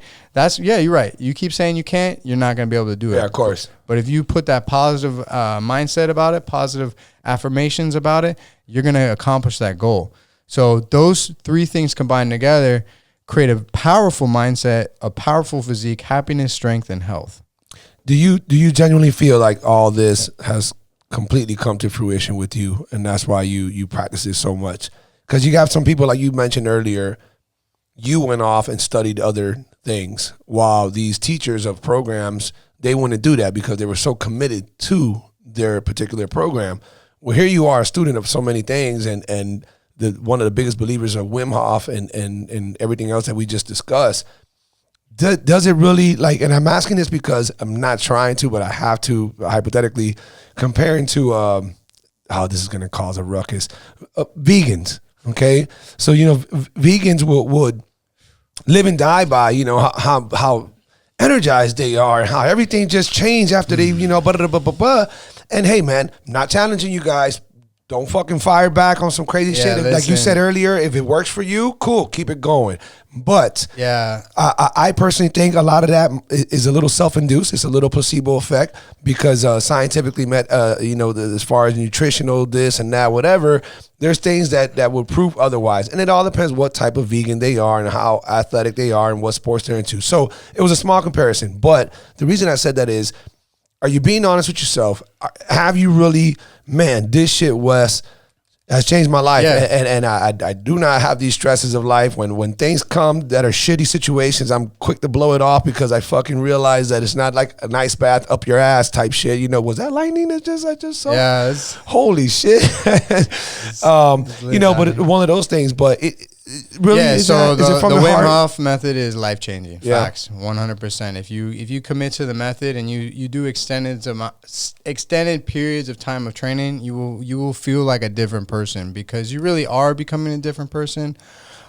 We don't actually get cold year round normally in the United States. You know, some people in certain areas might have colder temperatures all the time, but like most humans have these seasonal exposures. And so if you were committed to make this like technically artificial cold training thing as a daily routine, like you do change. And I would tell people I'm excited for 7 years because there's like, they say every 7 years you replace all the cells in your body, right? Well, there's this stuff called epigenetics, which is environmental effects on your DNA. So cold is an environmental effect on the outside that when it touches my body starts flipping on these different genes that are trying to make my body better at cold exposure. So we could readjust. Pretty much how humans evolved and how they migrated and all that. Exactly, just like how people have different color skins because of their exposure to the sun. From this and that. Yes. So the same thing with cold is that if you start afflicting your body to cold, you'll get better at dealing with cold. Right, of course. So I was like, yo, I can't wait for 7 years because, dude, I'm just going to be a different human. And so when I get into cold against a regular person that doesn't get in the cold, they're just like, yo, you're built different. And the thing is yeah, I firmly believe I am built different because I've been doing the cold exposure daily for so long that it's like, yo, you just don't have this in you because you haven't been doing the exposures. So that plus the breath work, it's life-changing. Like dealing with stress, dealing with life. That's really what that we feel stress from is relationships, work, need more money, need more of this. That builds stress. So if you can have a consistent program for training in stress and de-escalation, that it's transformative. It's life-changing. So to try to ride on that notion, we all went through this last 2.5 years. I think we're at 2.5 years of straight fucking bullshit, whatever you want to call it. I don't know. But the whole COVID incident. Yeah.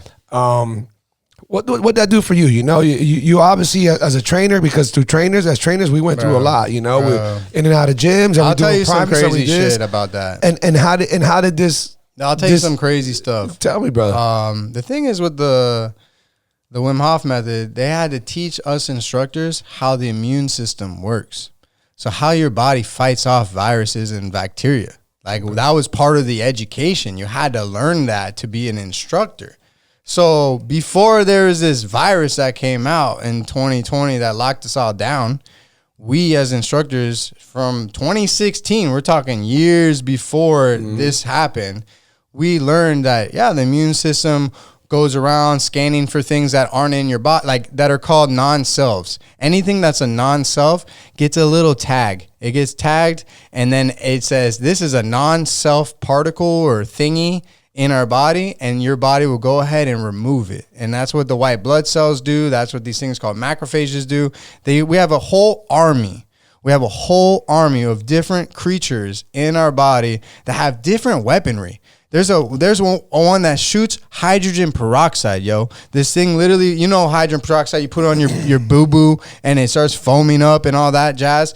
We have creatures in us that run around with these hydrogen peroxide guns shooting things in our body that don't belong there. And they're like I like how you put that. Bro, it's a great way of how you can see it. You can it reminds me of the Ghostbuster, dog, where they come in there and they got the ray gun that and they're catching these ghosts. That's like our body, bro. We have these things that go around shooting things at other creatures or viruses or bacteria they're marked as non-selves, and they get eliminated, dog. That's our body's our innate immune response. The Wim Hof method was the first time in history for the human physiology to be documented that we can modulate our innate natural immune response through breath work and cold exposure.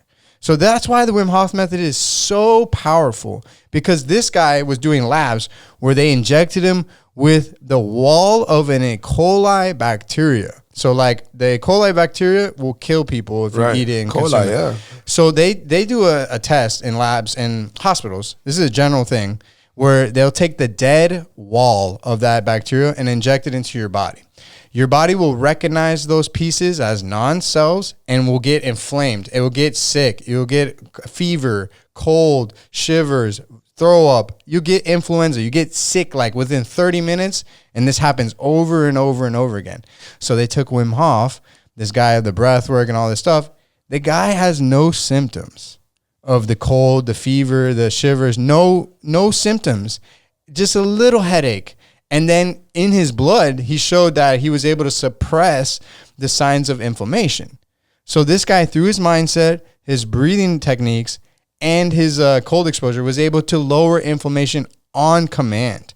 So when this whole thing came out with this pandemic or pandemic, whatever you want to call it. Pandemic. Like I just moved to Miami. I just started my job at this new facility called Flow State Studios. And then I'll never forget it. March 13th, they did a global lockdown. And they're like, yeah, there's no more gym jobs. There's no more wellness centers.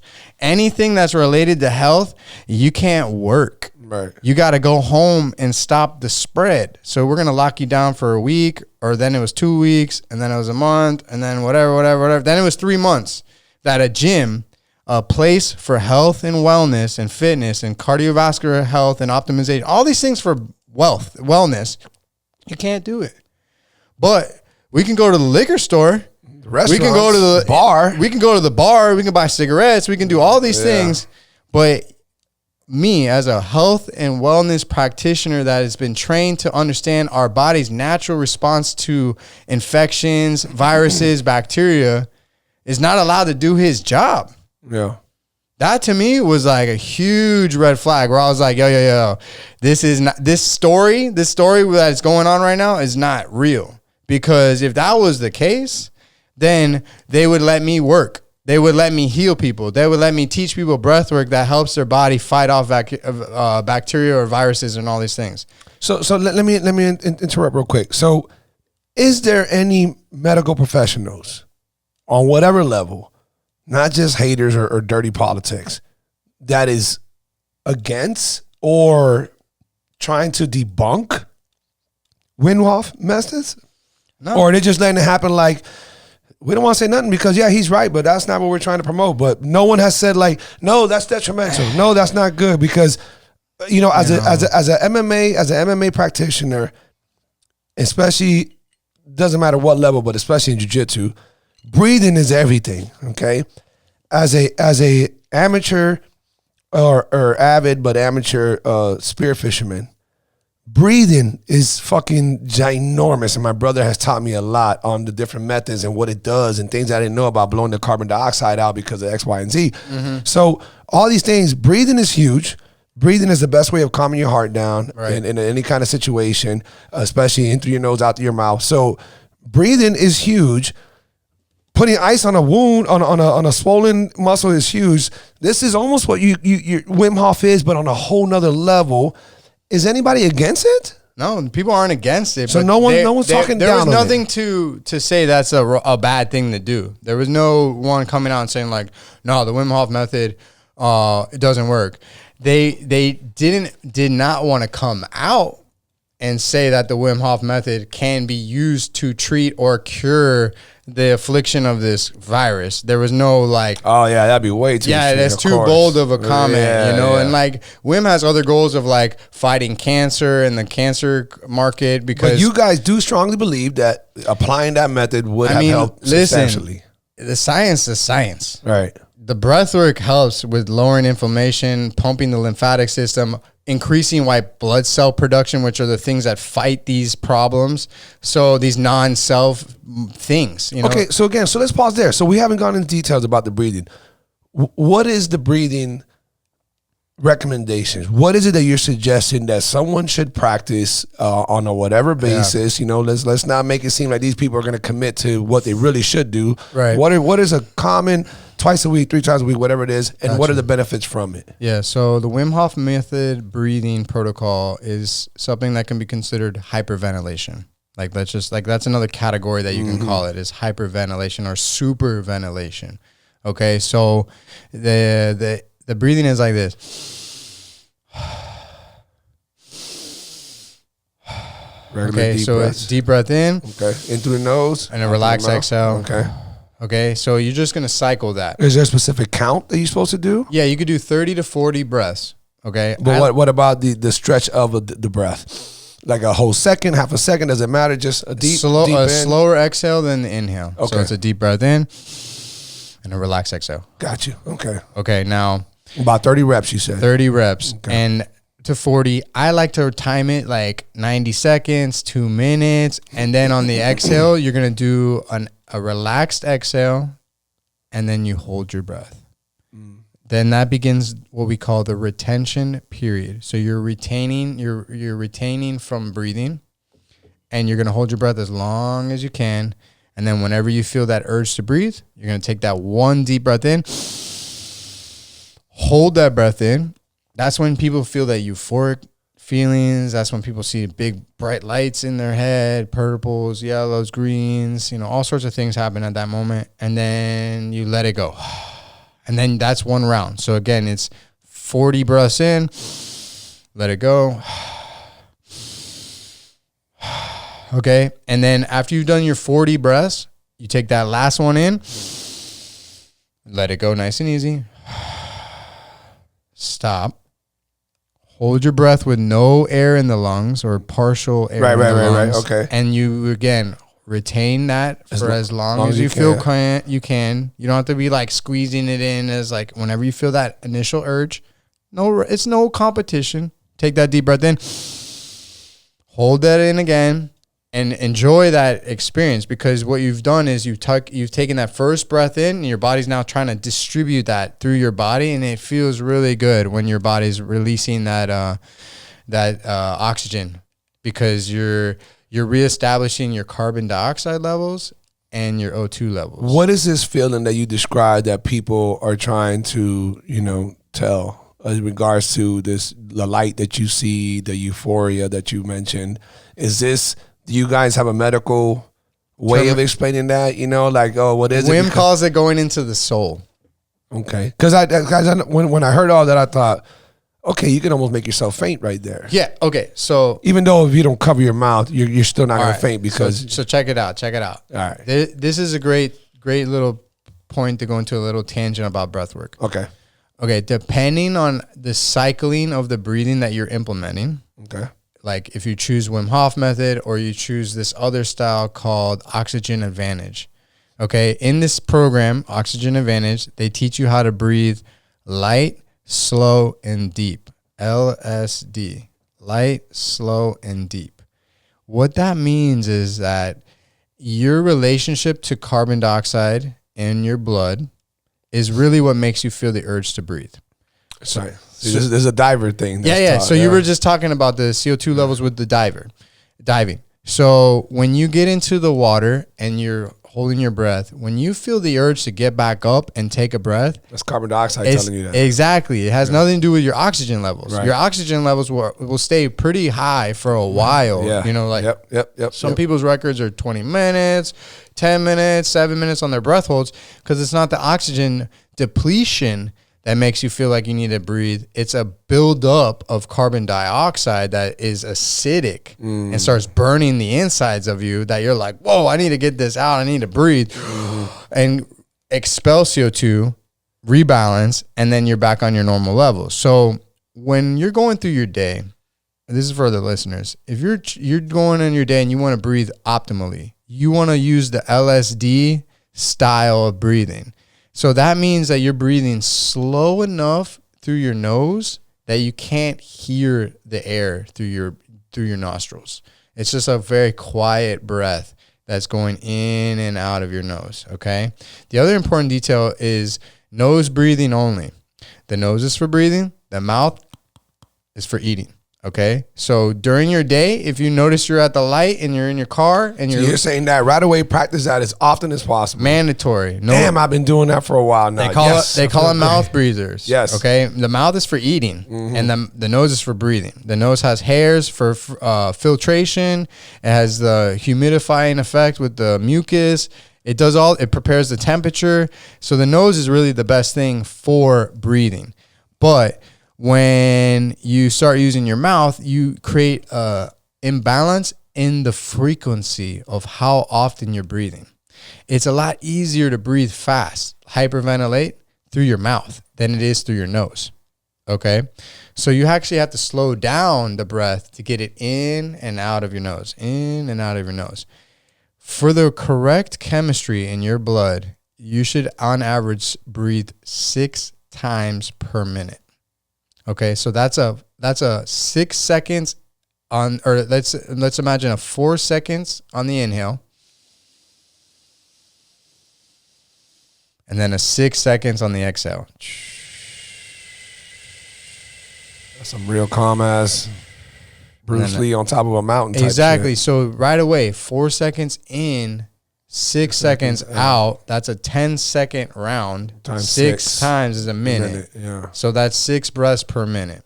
That is like optimal health chemistry, like with the CO2 levels and all that. That's what Wim Hof does during sex. Nah, Wim's the opposite, yo. We're hyperventilating. We're building up that energy, dog. I had to throw that in, dog. Hey, listen, I've had some people in my breathwork class come up to me and tell me like they've had almost orgasmic experiences. Oh hell yeah! In my breathwork class. Fuck yeah! That like they're like, yo, what was that about? And I'm like, listen, the breath can do all sorts of crazy stuff, but for sure, like combining breathwork with sex is the fire. Is all in tune with your internal chemistry and all that. But damn, that's crazy. You just fucking ran through that quick little fact. Yo, if you guys listening, yeah, you want to optimize I'm gonna jump the gun and say women more than men. Yeah. Optimize your breathing during sex, and you're gonna love it. Instead of being focused on saying all the daddy and fucking slap my ass, this and that. Girl, just fucking breathe right, all right? 4 in, 6 out, and you're gonna have an amazing orgasm. Yeah. Or tuning in with your partner too, right? As well, and like breathing together is gonna amplify that experience. Facts. That's great advice. Like breathwork through sex is fire. Is definitely there for sure. But like during your day, you should be breathing 6 beats per minute, 6 breaths per minute. Think about 4 in, 6 out. That's light, that's slow, and then deep is, if you practice that consciously, you're gonna get your breath down into your diaphragm.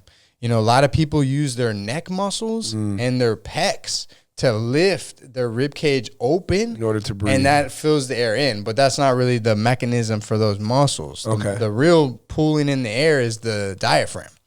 So if you do LSD breathing, you're using your diaphragm, you're using your nose, you're breathing slow, so you're gonna have a better CO2 saturation and tolerance, which is gonna give you all these health benefits. Okay, and I was telling you about the vasoconstriction. When you get in the cold and your muscles and what it does close. here contracts. Yes. So the cool thing about breathwork is the breathing will do the same thing to your circulatory system. When you hold your breath, so you're giving it a workout. Yeah. When you do CO2, when you're holding your breath and you build up CO2, that is vasodilate. It dilates the vascular system because you need to create more blood flow to get the CO2 out. So by holding your breath or maintaining a higher level of CO2 constantly in your blood, you're going to open up your circulatory system, which is going to create more blood flow, more nutrients for your cells, better everything. So during your day, LSD breathing. When you want to get that psychedelic, euphoric, checking out those visuals in your head, then you're going to go towards like the Wim Hof hyperventilation breathing. Something else is called Tumo breathing, and there's also rebirthing breathing. These are like hyperventilation style breathing protocols that the science says that you're blowing off a lot of carbon dioxide, right? So you're hyperventilating, expelling CO2. You're kind of like a pump, like a sunk pump for your pool. You're just pulling out CO2. When you do that, it's the opposite of creating more blood flow. It's restricting blood flow because your CO2 opens things up, but if you remove CO2, you close things down. Exactly. So when you get into these high hyperventilation style breathing, you're actually restricting some of the blood flow to your brain. Okay. And that restriction temporarily creates these very euphoric and psychedelic responses. Now, there's some argument as, is that effective? Should people be doing that? Is it detrimental to your health? Well, I would argue Wim Hof is a prime example of what that elicits. And Wim speaks like 7 different languages. The guy is super smart. He's written books. He's on podcasts. The guy can communicate. So I don't think that doing breath holds and hyperventilating and has proven anything detrimental thus far. Correct. Now, if you have seizures or you know you're working on your pregnancy, things like that could be problematic because you're already having some neurological issues with your wiring. You know, breath work is like playing with the electricity of your system. And so as you're exciting and initiating these different effects through breathing, you know, some people, I call it blowing a fuse, where like they over energize their system. And so they get a little locked out, where they can kind of forget to breathe. Oh, okay. And like, yeah, they're just in such a disoriented space. You know, they're so high on their own supply that they can chemically get into these positions where they don't feel the urge to breathe. And that feeling, no urge to breathe, can be what shakes people and make them feel like, whoa, that was intense. But, you know, that's why you need a practitioner if you're going to do those kind of like deep, intense breathing protocols, because the practitioner will be able to guide you without any hiccups. Guys, just a quick reminder, do not forget that the apparel is finally out. That's right. All the merch, all the gear, all the cool ass shit that you've been hearing everybody talk about is finally up and running. Make sure you go visit blacksheepapparel.shop. Once again, that's blacksheepapparel.shop, so you can get all the coolest merch out in the game right now. Let's get back to the podcast. How much do you feel like all this, like, you know, let's not switch topics, but, you know, carry on to another topic. You know, you've gotten big into jiu-jitsu. When I first met you, I think you had experience in it. Nah. But you hadn't done it in a while? No, like never. When you met me at UFC gym, Cold I turkey. never did jiu-jitsu. So here you are. You can, maybe not, I'm trying to be humble. Maybe you can tap me by now. I don't know. 'Cause you're so active. You're active. Yo, I'm not. And when you're active, it makes a difference. Yeah, and you're about to get your purple, which is high. Yeah. But you're not only about to get your purple, there's plenty of people who are not the belt that they probably should be, yet their knowledge and experience is already there. So you're probably already a purple. It's just, you know, your teacher, your professor hasn't given it to you yet. I just checked because I thought it'd be funny to look it up. For Master 1, which is my age, I'm blue belt no gi. I'm ranked number 10 in the IBJJF rankings for my age group and my belt class in the world for IBJJF. Tell the people listening what IBJJF means. It's the International Brazilian Jiu-Jitsu Federation. So it's one of the most known. It's like the Formula One, I would say, of jiu-jitsu. You know, it's like all the pros, all the elite practitioners compete in the IBJJF. The ADCC is another one, but like it's Formula One of jiu-jitsu, and they have in the gi or kimono, and they also have the no gi division. And I fight in both gi and no gi, but with the no gi, right now I'm ranked 10 for Master 1 blue belt, and in gi I'm like top 100, but it's just because I don't have enough points. But as far as like skill set, I would say I'm top 10 in my ranking. So, you know, you're right. Like there's a difference between a hobbyist jiu-jitsu person and there's a difference in a competitor, an active competitor. And, you know, that's where I'm at is I definitely fall into the category of active competitor, and it makes a difference. People that are in it to win it, the competition is way tough. You know, I didn't do as well as I wanted in the Pans. I was recently in Kissimmee, Florida. You know, I did not do as well as I wanted, but that's, you know, you have wins and you have losses. But I just fought in Atlanta. I won my gi gold, and then I fought in no gi. I lost. I came in second, but I registered for the absolute division, and I came in and got the absolute 2 years in a row in Atlanta no gi. So how old are you, Ben? I'm 32. 32. So for those people who don't know, jiu-jitsu is a lot of wear and tear in jiu-jitsu. Facts. Especially when you do it for a long time. Ben is new to it, but it doesn't matter because even when you're new to it, you get grinded out so fast because, oh, you're advanced, but you're only a white belt? Well, I'm going to put this ass whooping on you. So you really get pushed through the grinder quicker than other people when you're advanced. Right. So here you are competing on this level. I'm going to safely assume that this Wim Hof breathing method and the icing and the things that you do in regards to everything that is taught you has made you mentally tough, has strengthened you, and has got you in a level which, you know, I'm obviously a jiu-jitsu practitioner as well, breathing in the middle of chaos. And you're so calm. I see all your videos all the time. You're so calm during these chaos. I think you've even looked at the camera like, like we're good. Don't worry about thumbs up. Yeah, exactly. You know, all this has now come to fruition. And this is great because I think it's evidence that people need to hear that, you know, when you apply certain things, you might not see the results right away.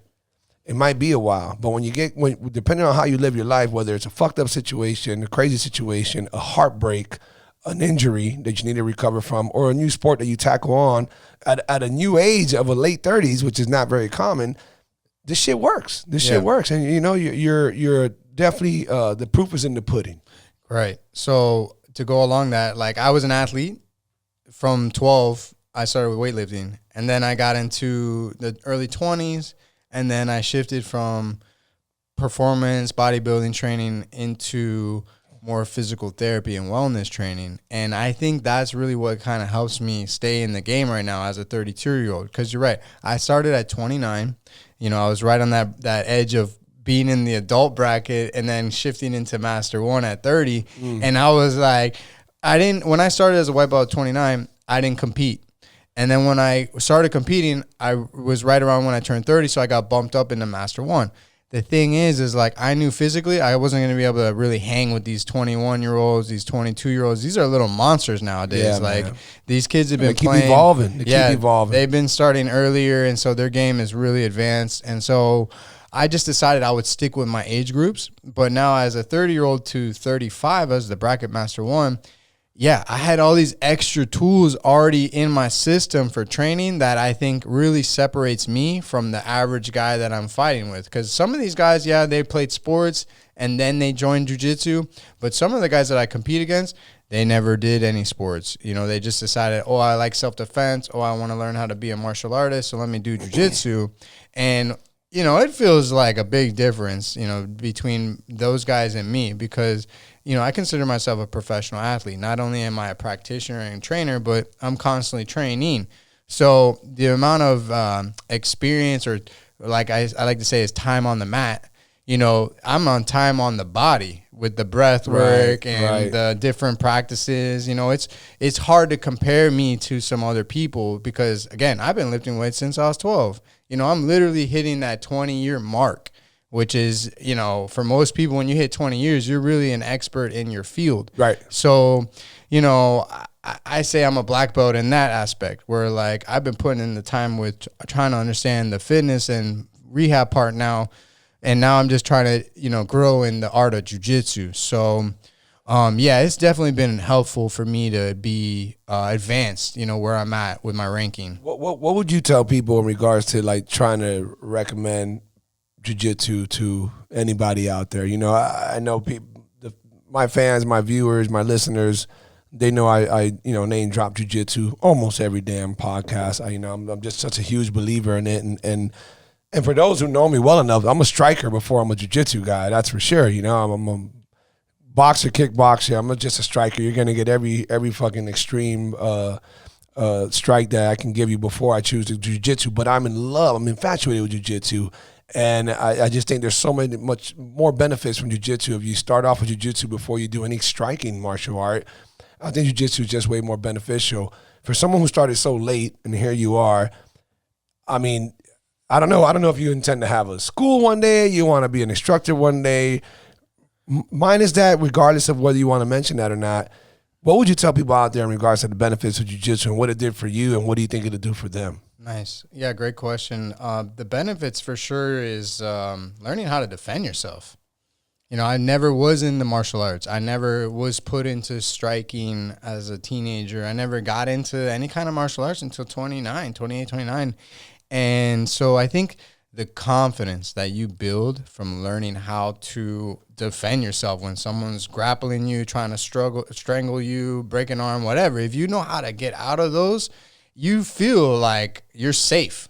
You know, like, okay, if I get in a struggle, I can get out of the struggle. Right. Now, that's separate when the guy's got a knife, the guy's got a pistol, whatever. Those rules change. But at least when you're in a fight, a wrestling, grappling match, and you know what you're doing, it's night and day.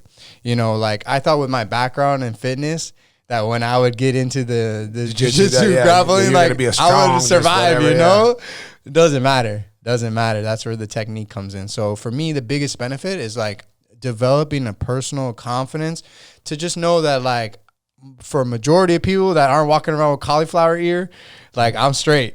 You know, have you acquired any of that or what? I got a little bit of cauliflower ear. I'm sure, as a, you know, there's a T-shirt that, like, at white belt there's a little Blue belt, there's a little bit more purple. The ear's getting real ugly. Brown belt is funky, and then black belt is like boom. I think it varies, but you know, if you wear your earpiece, which you know most people don't like to, but if you do, you know, it'll protect you well enough. But also, if you're good enough, or you don't go against an animal who's just fucking cross facing you and just putting his forearm. You won't get the collie ear. You won't get the collie ear. You know, you still get all the experience. Sometimes I like to tease and be like, well, the guys that got the collie ear got beat up. I've said shit the same way.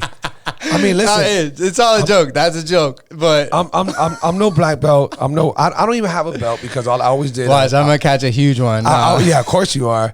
I always did no gi, but as long as I did it, and the level of people I've gone against, even now, and I'm rusty. I'm like a year, 2 years rusty. You know, the level of my jiu-jitsu, I would say, is safely purple belt. Who knows, flirting with a little bit of brown. Dude, it's crazy. The game's evolved, man. Big time. It's crazy. Ben, when I look at these videos, grappling videos, whether it's Eddie Bravo's Invitational, exactly. flow grappling, whatever it is, I'm in awe. These motherfuckers are moving so goddamn fast. And not only are they moving so fast, it's every second and a half someone's attempting a move. Right. And the other person and it's just amazing. It's almost like chain wrestling, but it's chain jiu-jitsu. They all have been doing this so long that much like a great chess player, you think about the 4 optional moves that you have. And for each move, you think about the 4 optional counter moves that your opponent has. Yep. So if I got 4 great moves that I can make in chess, if I make it to the left, what are the 4 things that Ben would do? If I make it to the center left, what was the... Yeah. That's 16 things that I got to think ahead of time for the 4 things that I got to... We're talking about chess. That's jiu-jitsu live. And if you make one little error, you better be ready to tap. The minute you get in those levels, breaking bones and ripping tendons and ligaments. It's impressive. I'm a humble motherfucker, and I know I can get wrapped up left and right. But jiu-jitsu is just an amazing, martial art and discipline for anybody to teach and instill in their kids or to want to try out again, like you did at a late age, and the many things that it can do for you. I wish people would do it more, especially when there's a lot of crazy shit going on in the world. God damn, that shit. So for me, my master, Renato Tavares, he's out of Vero Beach. He's a 6th-degree black belt. He's one of the Carlson Gracie black belts, one of the old school guys. And he's given me permission to have a little academy here in Miami with white belt friends that I have underneath me. So I've been teaching the fundamental program that he took me through in order to get my blue belt. And so I asked him, hey, I got some friends requesting me to teach them some stuff. Is that okay with you to run it through your affiliation? He said, yeah, no sweat. So nice. Yeah, it's been huge for me as far as being an instructor of jiu-jitsu. That's one thing. Like doing jiu-jitsu is great, but having to teach jiu-jitsu makes you even better. Makes you even better. Yes. There's a saying, there's this guy named Jim Quick. Jim Quick is quick learning. He's got this, he can recite people's names backwards and just a memory recall master. So he says when you teach, you learn twice, okay? Because you got to learn it the first time, and then you got to learn it to teach it. So for me, it's been super helpful for my game to work with beginners and see how they take on the information. Did this technique really work for them? Was it my approach, how I showed it to them? Right. So it's really updated my game and there's the way I understand the game. It's much deeper now of the repetitions, the flow of the attacks, all those things as a teacher really start to come clear. So for me as for people that want to get into jiu-jitsu, I've been working with people that have no experience, right? And I think the biggest thing is just understanding that this is a commitment. One, you doing jiu-jitsu for 3 months is a waste of your time. You doing jiu-jitsu for a year is worth your time. Because by that year mark, you'll be a totally different fighter, individual, practitioner, life, even your life, the way you deal with people of course is going to change. 100%. So, I would say if you're about learning self-defense, you should really consider it a 1-year term, 2-year term, really think about it in long-term commitments to really be worth your time. And one of my students, he came in, he lost 45 pounds in 6 months of training, and we just do strictly jiu-jitsu with him. He's doing his own thing. But like, this is a young man, like 21, 22, no martial arts training, just, you know, going through his bachelor degree, trying to figure out life as a young man. And he always wanted to do jiu-jitsu. So he jumped in, and yeah, man, it's been transformative for this person. Right. And to watch his confidence as a young man really start to develop, and now that he's cutting all that kind of like baby fat, right. you know, like young, youthful fat, he's starting to really look like a man and really embody that. And so it's been, for me, so cool to watch me teach this guy become a man and really like feel proud about who he's becoming. Yeah, that's one of the big benefits of a coach of any sort, when you see, you know, the whatever it is, the results on your students, on your clients, and especially when it comes to mixed martial arts, and you see that it's more than, okay, they're advanced now, they know how to do these moves. No, you see them walking with their chest up, you see them losing weight, you see their confidence up, you see them going out more, you see them become an extrovert versus the introvert as they came in. You know, just to name drop however many people I can for a quick second, Ed O'Neill. That's Ted. That's Bundy. All right, Ed Bundy from the show Married with Children. Do you remember that show? No? Oh my God, it's epic. And you just made me feel old. Anyhow, Married with Children. So O'Neill, he just got his black belt maybe about like 5 years ago at the age of 82. Exactly. Okay, this is a celebrity. Paul Walker, who passed away in that car accident from Fast and Furious. He was at brown belt, if I'm not mistaken, and I think it was through Gracie. Ashton Kutcher. I mean, there's a lot of people doing it because they're finally realizing it. I don't want to say that jiu-jitsu hasn't gotten its fame through social media, through the you know, the internet like it should, but at least it is now, little by little, through UFC blowing up as much as it has. Joe Rogan, which has the best podcast in the world, and he always talks about it and things of that nature. So rightfully so, jiu-jitsu is finally getting a lot more notoriety, and that's why I bring it up all the time, because I just think it benefits people in so many ways. Yeah, imagine if everyone was trained. Like, what kind of society we would have if everyone knew that, oh, that guy's a blue belt, or that guy's a purple belt. Like, just, you know, I feel like that conceal can carry kind of mindset as well, right? That like, but even something so simple as to, like, before we get on anybody's mats, what do? We bow. Bow right? in, yeah. And the reason we do that is because it's we're showing respect to the grounds that we're about to train in. We're saying that whoever's grounds this is, master, coach, or whoever it is, Ben at the fucking garage, doesn't matter. Whoever's grounds this is, I am now humbly yours, and I respect whatever it is you ask of me, because I'm going to confide in your teachings. And that's what that whole bow thing is, and I will not disrespect these grounds. Right, this is a place to get better. Exactly. So just that, when you feel that, where it's like, you know, I've seen the meme, I'm sure you have too, on the internet, jiu-jitsu guys, and you see a guy waiting for the elevator opens and he bows. Elevator, you know, all these. Yeah. But it's true. We're thinking that. We're thinking that before we go into anything, because this is what we do, drill, and have been taught to believe in jiu-jitsu. So yeah, it just goes so much deeper. It really does. Yeah, you know? and anyone dealing with adversity and difficult situation, like jiu-jitsu is difficult. When you have some higher belt smothering you and it's hard to breathe, and he's got a sweaty gi in your face, and like, you know, you're in the struggle. You know, what are you going to do? You're going to give up because you want to give up and tap, or are you going to ride it out, ride that storm out and see if you can make it through? Right. And like, that adversity is what makes people stronger, better people, you know, like carries over into the things outside of the mat. But like you said, it all starts with your attitude about the mat. Right? Like, when you're getting there, you're there to get better.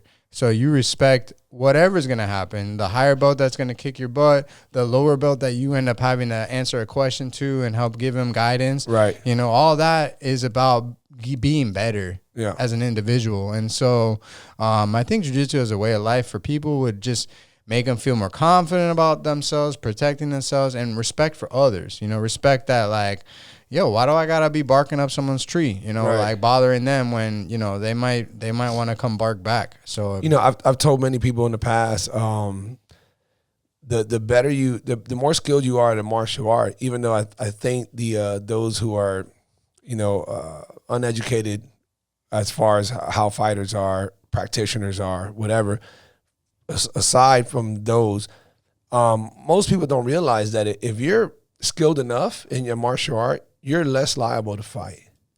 It's not, because all you're thinking is, you know, if I don't see cauliflower in your ear and you're over here looking for a fight, I'm going to be like, dude, I can literally fucking go to jail for this. Exactly. Not that shit that everybody else talks. No, I will literally go to jail for this. This guy he's not on my level. I know that I've been training long enough. I'm going to hurt him. I'm going to get in trouble. Something's bad's going to happen. Like, you know what? I'm going to walk away from this. Exactly. And it's not worth it. Like, I tell people, like, you know, it's easy to slam someone like a judo throw. And if they hit concrete, oh man, you can kill them. They're dead. Yeah, they're dead, or at least in coma forever, whatever. Out, right? Yeah. And so it's that simple of just a takedown, right, can debilitate another human. So just in that aspect alone, it's like it's not worth engaging with someone, because all you got to do is get thrown. You know, there's stories of like someone getting thrown and hitting a corner of a bar, and then they get hit in the head with the corner, and they're out. You know, like different situations that, you know, in the time you were in the fight and in the energy, but now you're going to spend your time in jail. Right. And it's like, was it really worth that confrontation to end up 5, 10, 20 years in jail because you got in a fight with someone in the streets? Right. So I think you're 100% agree. I agree with you 100% that the more trained you are, the more you realize how easy it is to hurt people, and that you don't even want to engage in that, because it's not worth your time or your life to get punished for someone else's idiotic behavior or mouthing off on you or whatever. You know, when that happens, I tell, because I try to end my week with my students like, hey, let's be smart, let's have fun over the weekend, but let's not have any trouble. Right. You know, it's not worth being in a confrontation with someone. You know, if anything, tell them to come to class. You know what I mean? Like, tell them to come to class, because then you get a safe space to really test yourself. You know, if you really want to be tested, go sign up for a jiu-jitsu place, and they will show you where you're at quick. And so most schools will invite you and treat you the right way. You know, it's not about ego. It's not about trying to test people and see if you're a better man. No, it's about, let's see where you're at as a fighter or whatever. But, you know, you'll be humbled quick in jiu-jitsu. Yeah, and I also try to tell women and children, you know, we're talking adults and you know, people who make the decision in the later part of lives, but women and children, and I hate to go to this, but, you know, if a man's going to attack you, a woman, 9 times out of 10, we're thinking something sexual, right? You know, we're thinking, you know, some type of a violation, rape, you know, things of that Some shit. ridiculous behavior. Exactly. Where if he's not cold clock trying to hit you and knock you out, as in some kidnapping form, if he's trying to wrestle you, you know, subdue you, that's our world. That's jiu-jitsu world, okay? So if a guy were to get in between your legs, we call that full guard. Right. And that there's all sorts of submissions from there. First 2-3 years, we were just in full guard all the damn time. All sorts of attacks for that person. Exactly. And if you got a sick person who's in that position on you, one, you got to think automatically, they're probably not a mixed martial artist, okay? They're not a jiu-jitsu person. Two, they're so sick in the mind that you know what they're after, that they're not thinking that this here young lady, woman, whoever it is trained or has the ability to put them in a triangle in a matter of 3 seconds. Right. Because if a guy's holding you down, and I'm sorry to paint this despicable picture, but if a guy's holding you down with his, let's say, left arm, choke hold, whatever, chest hold, doesn't matter, he's in between your legs, that right arm is trying to, you know, do the business down there.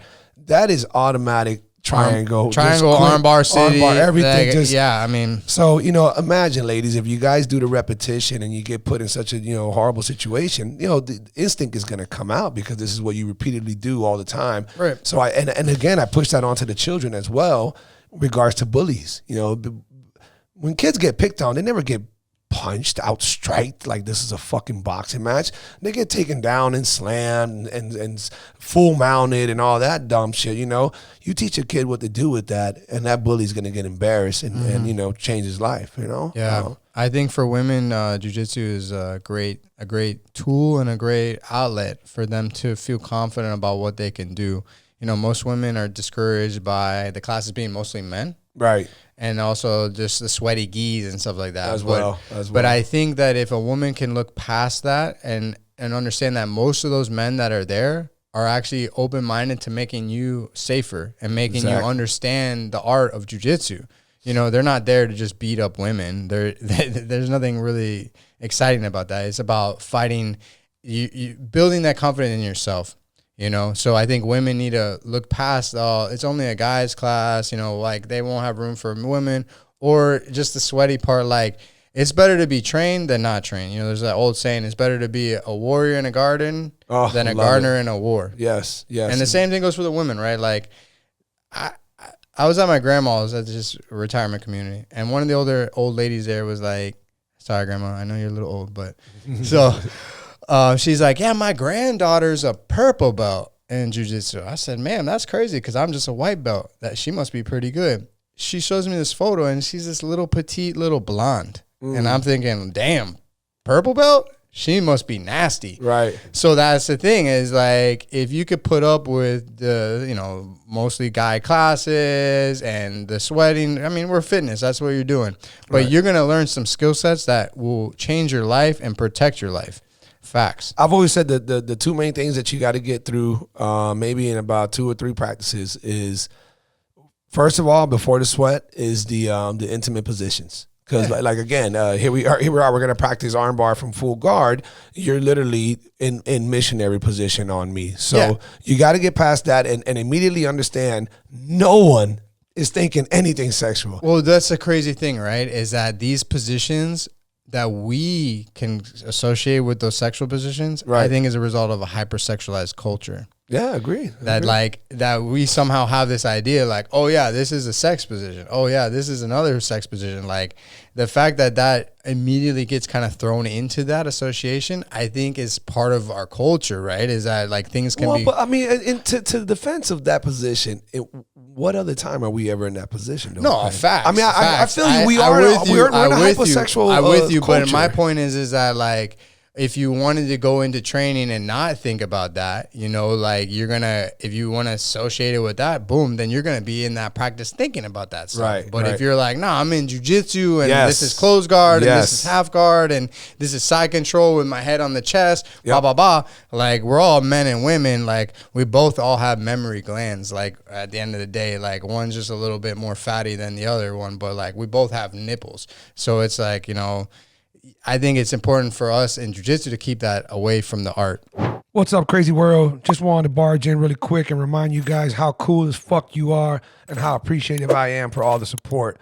The podcast would not have made it this far and grown to the heights that it has if it wasn't for all the love and support that we get from you guys. And I just want to take a quick second to thank you guys. Appreciate it so much. Now let's get back to the podcast.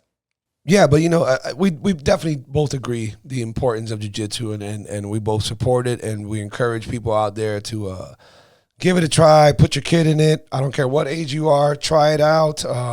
You got a stiff back. This will help that. You know, there's just so much to it. You know, I don't want to bore everybody about jiu-jitsu, but I'm big on that as well as you are.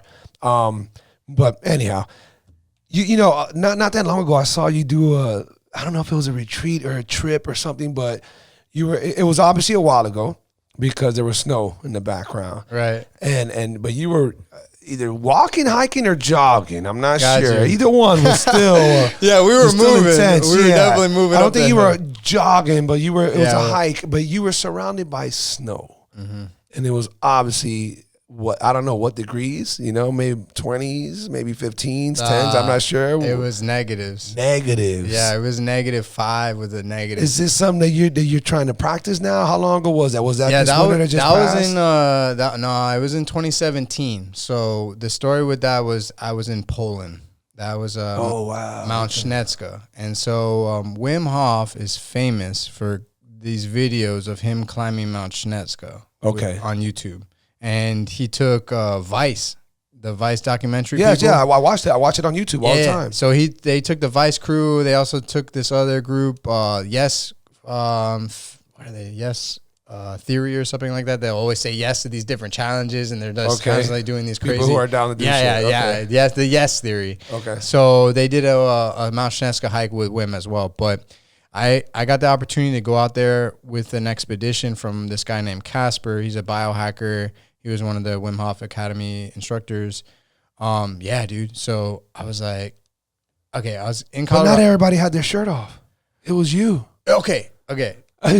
So there was a group of us, like 20, that signed up to go to this hotel and then do this expedition to climb Mount Shinetska. Okay, that group, we all did it shirtless in our bathing suit up this like 5,000 foot mountain. In negative degrees weather. Negative. You know, like I remember at the hotel it said -1. And I was like, damn, this is cold. Then when we got to the base, the bottom, it was -5. My penis just went in. Yeah. Thinking about that. Solid. Fuck. Dude, it was so cold. I had icicles in my goatee. I had frost on my arm hair. Like, it was legit, like, the toughest challenge I had ever done. Unfortunately, the day before 2 days before, we had, like, a little micro summit, and I had the wrong boots, okay? When you live in the mountains, you learn about the right boots you need to go up mountains and stuff. If you're from Florida where it's flat, you don't get the right education. So I unfortunately bought the wrong boots.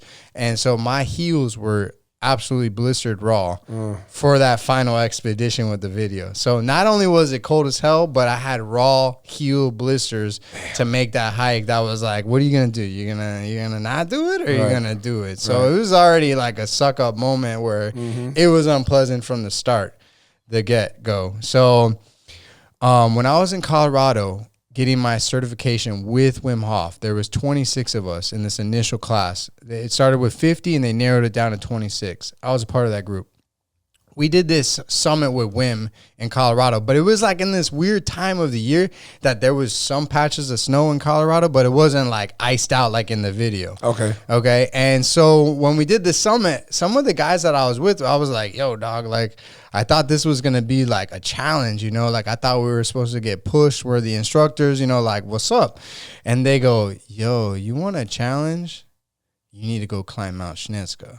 And I was like, okay, what's up with that? They're like, dog, all I'm going to say is if you want a challenge and really test yourself, go sign up for a Shinetska expedition. So I get on the internet, I start looking. My boy Casper, the main instructor for the academy with Wim, was like, yeah, I'm putting on a expedition.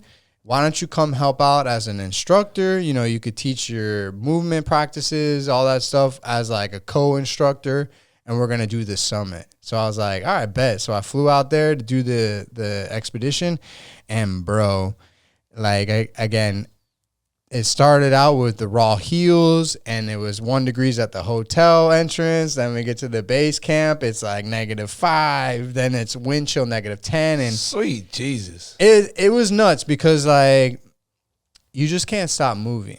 Like that's the thing. It's like when you're hiking and moving up the hill, you're like if it was warm, you would be sweating.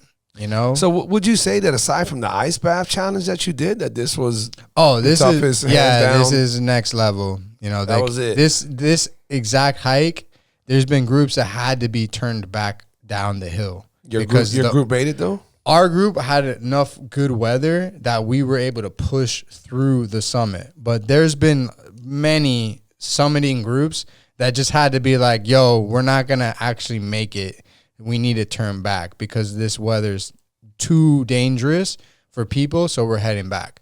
So that, luckily for us, we were able to break through. But, dog, this is like a world-renowned summit that is rough. And since then, here you are. You said that was 2017. We're 5 years later. Yeah. Do you intend to do something like that? I would love to. Eventually? Yeah, like the idea is that we have so many beautiful summits here in the United States. That, you don't have to go to Poland. No, I can go to Colorado, go to some place in Colorado and get a group and do a retreat. So the idea right before this whole COVID thing was to set these retreats up in the United States and do a group where, hey, yourself were trying to. Like now you can. Then. I know. It just the whole thing with everything going on is like these larger expeditions. I haven't really put effort into it. Like for me, I'm trying to create a local community, do things local, make sure I got support local. Well, it's a good start on the podcast, bro. It's a good start to reach out and see who's listening. I also did a summit in Mexico City with another Wim Hof instructor called Mount Toluca. And Mount Toluca is like 14,000 feet. I mean, an absolute monster of a mountain. And we did that thing in like 4 hours, and we get to the top and it snowed out. This guy that was from Tulum was having altitude sickness. This is a cool story because like I came from Florida, zero elevation with the sea level, right? Mm-hmm. This guy came from Mexico with the zero elevation too, right? We both meet in the same place, Mexico City, to climb this mountain. My friend and I, the Wim Hof instructors, had no problems booking it up this hill. About like halfway through, this guy starts vomiting on the side of the mountain. I'm like, yo, what's up with this guy? You know, was he up drinking last night or what is this? And they said, no, this is altitude sickness. This guy's literally suffering from that increase of altitude. The thing is in the Wim Hof method, doing the breath holds, hypoxic, low, like no oxygen training, is a stimulation as high altitude training. Okay. So Buddy hadn't done that. Yeah, so this was really cool to see that, like, someone that practices the Wim Hof method breathing protocol was able to avoid that. Was able to avoid that. The sickness. Yeah. It was clear as day. So that was cool. So I've done that summit as well. And I would love to do that in the United States. You know, like there's cold places in North Carolina. They have nice mountains, Colorado. But, you know, right when I got back from Mexico City and was getting ready to just start ramping up these things in the U.S., COVID came, pandemic. And, you know, after that whole, like, weird, I mean, for me, it was like, you know, Wim Hof Method is all about health, happiness. I mean, I got called out by someone that accused me because, you know, I didn't get the shot. I don't really believe I need that. You know, the science. Same here. If you actually read the science and look into it, you can get the immunity naturally. Right. You know, that's how the immune system works. And it's stronger than actual shot. And the funny thing is like the shot induces an artificial immune response so that you could be supposedly against, you know, have the immunity against the virus that you could just get naturally by being afflicted to the virus in the first place. Right. So this person accused me of being a part of the Delta spread that was happening in Orlando. They had to go to a trip in Orlando and that maybe their plans had to be canceled because of this new spike in the Delta. And they said, you know, it's people like you, Benjamin. It's people like you that are causing the spread of this. And you know what I said? I said, listen, when we have more time to talk about this, you know, we can discuss it. But, you know, it was like kind of like over the shoulder kind of comment. And he went ahead and just said, no, I got time now. And I said, listen, I'm a Wim Hof instructor. I understand how the immune system works. And I'm going to do it like Wim Hof's doing it. And I'm choosing not to take the shot. But, you know, to each their own. If you wanted to do that, that's your choice. But, you know, for me, when these things popped off, like I had an education already from PhD, you know, immunologists, people that study the immune system saying, this is how it works. You know, that's how it works. There's no lies about the facts. This is what the science shows. So, yeah, I knew things were really twisted up. And so I've decided just to work on building a community base here in Miami so that we can, you know, support each other, because at the end of the day, like that's what this is really showing us, is how weak we are globally, how weak we are nationally, and that like when it comes to our real support systems, they need to be local support systems. Definitely starts local. Local food, local water, like everything, local health and wellness. All that is like, who are our neighbors, you know? Like who are the people that if things really got sour, what are we going to be able to do for our community versus like expecting someone important that is supposedly knows the way, and the science is again showing the opposite. So I would imagine that you're working on a project or so to make this happen. Yeah. Tell everybody a little bit about what you got going on. What can we kind of expect, or at least be on the lookout for? Yeah. So what I'm finally solidifying is what I call the Pelton plan. Okay. The Pelton plan. Yeah, Pelton plan, Benjamin Pelton. The idea behind the Pelton plan is this is what I've formulated for myself. You know, you got to have a plan. Everything you're doing with getting to a job on time, getting your homework done at night, like whatever it is you're trying to do, you got to have a plan to get that done. Sometimes you need a plan A, B, C, because you did A didn't work. Now you got to operate to B, and then you got to have a backup plan for C, whatever. But the point is you got to have a specific approach for what you're trying to accomplish.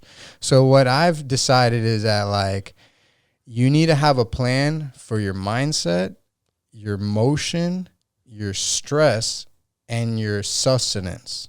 So what that breaks down to is like, okay, we all know that like your mindset plays an important role in how you perceive life. You know, you were talking about placebo earlier, and Right. that, like, if you believe that this is having an Right. effect, it will have an effect. That's what placebo is. It's real. That's why they have it in the test.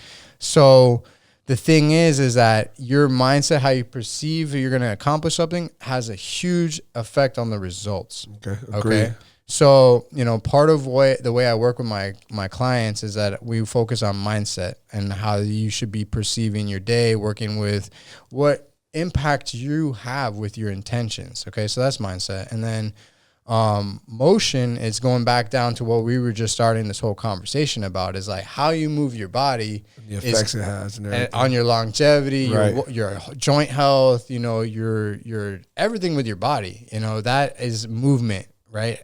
And I'll have the biggest thing with working with my clients is assessing them, right? Is every client that I work with, I get out the video camera and I do a slow motion assessment. That way it's no longer my opinion. It's our opinion together as a client and practitioner. Like, hey, do we agree that your foot rotated like this? Okay. Yeah, you see that? Okay, got it. And then as far as stress, you know, we were talking about the Wim Hof method and how the way you breathe is how you effectively control the processing of stress. You know, your breath is like a mirror. How you're breathing is showing me what's happening on the inside of your body. You know, if you're breathing really intensely, right? You know, yeah, you're like, you could already. If I start breathing like this, you're like, yo, Ben, what are you thinking about, dog? Like, what's churning inside your head? So, like, using the breath as an actual window into looking inside the body and how you process stress is, like, to me, a very powerful tool. Okay, so when we can tap into the way you breathe as a way of reflecting on how you deal with stress, then we can operate and making you better at dealing with stress, which chronic stress leads to disease. Right. Proper stress leads to more resilience, robustness, you know, health, because it's the right amount of cold exposure. It's the right amount of hot sauna stress. It's the right amount of physical weightlifting stress that creates health. But, you know, on the other side, it's too much chronic, boom, you got disease. But all that is related to how you breathe. So repeat that again. The Pelton plan is a plan for your mindset, your motion, your stress, and then the last one is your sustenance. Sustenance is what you eat to support your body, what you eat to create strength. Sustenance supports you, right? So, you know, this is where we can get into the topic of nutrition. Ready? Like, everyone's got to have a plan for their nutrition. You know, with these food shortages that Biden's potentially talking about and all that, like, what's your plan to make sure you got food? What's your plan to make sure you got something in the bank, water or anything, if the grocery store shut down? You know, if we got a lockdown again with a curfew and there's only so many people that can go to the grocery store, and then on top of that, we got shortages on the food supply, what's your plan? What's your plan, right? So that's one way to look at it, like a plan for sustenance. But for me, it's more like, what are your main things, like your protein, your fat, your carbohydrate, and then your minerals. For me, I'm a huge advocate for minerals. Adding minerals like magnesium and potassium and sodium, like sea salt, to my water has been life-changing, like beyond what most people can even fathom, that I think is required. And so, like, what I imagine is these 4 points, or, you know, like, on my website, when it's completed, it's going to be like a navigation star, kind of like a North Star. And each one of those points is going to be like your motion, your mindset, your stress, and your sustenance. Because to me, I'm trying to simplify things, you know, keep it simple. So it's like how these topics, if you focus on your motion, and these are big buckets, you know, like if we jump back into that motion bucket, we can go back on the knees on toes and this and that, lots of information. Mindset, positive psychology, you know, there's things like confirmation biases. Like, for me, I like to keep people thinking like money flows freely and easily to me. I always get parking up front. I always get green lights. You know, these little things that, like, when you see it and you appreciate it and you bring awareness to it, you might actually start bringing more of that into your life. Manifest it Yeah, somewhat. because like, you know, your truck, you see your truck a lot. Yeah, now that you know your truck, right? Right. So it's the same thing with like money, green lights, parking. You focus on it. You focus on it. You kind of law of attraction. Right. You bring that more into your light. So, you know, the mindset is super powerful. And then stress, right? Like it's so important because your breath is how you regulate stress. But you need stress. Like you need like manufactured controlled stress inputs that are going to be beneficial and optimizing to your health versus doing distress and not, you know, like if you don't work out, you atrophy. If you lay in the bed at the hospital, you atrophy. Right. You atrophy enough, you're going to die. You're going to get sick. You're going to fall apart. So actually doing weightlifting, doing strength training, doing these different stresses actually keeps the body alive. You know, like when you get a plant and you actually kind of like maul it over, push it over, that plant bucks. It gets resilient and blows up, you know, like certain plants you can actually like crack the stem and it releases a growth steroid in the stem and makes the plant just blow up. So stress is good for humans. It's chronic stress that's bad. Right, agreed. And then the last point is sustenance. Because again, you can do all those things. You can do movement. You can have positive mindset. And you can have stress inputs that are beneficial. But if you're not replenishing with sustenance, with food that actually feeds your cells, then this is all going to fall apart. So I try to simplify it for my clients that like, hey, listen, we have 4 main categories that we want to focus on. Depending on how deep you want to go into each category, you can really go endless in them. But we need to stay within those categories and say, hey, you know, this is what we're going to, this is your plan, right? Based on science too. Like everything that I'm preaching is cutting edge science that's up to date, that's saying like, this is the approach for cold exposure training. Minimum effective dosage, 2 minutes, breath work this long, you know, hot sauna training this long. That's all science. It's all available for us now. You know, that's what's cool about this modern age is like, this is available. It's just my job has been to seek out that information. You know, like that's what I think separates me from a lot of people is I was being paid to look into this stuff full time from my prior job with this nonprofit organization. That's what I got paid to do. It's hard when you're doing other things with your life. Yeah. That, you know, the people are doing, you're just doing other things than just being a researcher. Doesn't allow you to obtain all this information. Because you're just being busy. Right, right. And on that note, I can imagine that obviously people listening, they're not going to retain all this, you know, on one podcast. So I want to tell them the information as to, you know, what they can do to follow you, whatever it is, whatever social media you have, and then what is it that we can look out for. So what exactly is your social media? Yeah, you got Ben Pelton Plan at Instagram, you know, BenPelton plan, PALAN, and no separation at all. No separation, just you know, Pelton Plan. You'll find me on Instagram. That's where I'm on a lot. So if you want to reach out, DM me, like that's cool, totally cool. Excellent. And then my personal website that's going to be finished soon is peltonplan.com, and is the idea with Pelton Plan is user friendly. Okay. You know, what are you looking for? And these are the plans that I recommend. You know, this is what I'm just straight to the point. Do these sustenance, this mindset, this motion, you know, get assessed, figure out your movements, and then, you know, everything will be self-inclusive. Well, my brother, you've brought a boatload of information to the podcast like never before. You know, I've had a love psychologist on here who had a lot to say and preach, and that was entertaining. And I've had a bunch of intellectual people here, but you definitely have schooled me and educated a lot of people listening. So I appreciate that as much as I appreciate your friendship. I want to tell all my subscribers, viewers, listeners, make sure you guys go support Ben. Give him a follow. If you're interested in maybe getting some breathing exercises, personal training. I mean, the guy knows so many things that, you know, he can just help you in many ways. Shoot him a DM. You know, you don't even have to go through me. Shoot him a DM. Give him a follow. My brother, I appreciate you so much for coming to the podcast. Guys, don't forget about the merch. BlackSheepApparel.shop. BlackSheepApparel.shop. I guarantee you will love the amount of options that you have to choose from. Appreciate everybody out there. Go Heat. I hope by the time you guys hear this podcast that we're in the championships. And Ben, Appreciate you, my Wes, brother. thank you for what you're doing. Black sheep perspective all day. You know, I was a middle child, so I felt like I was always the black sheep. Yeah, there you go, my brother. Thank Much you for love. having me on, man. Guys, take care, love and peace, man.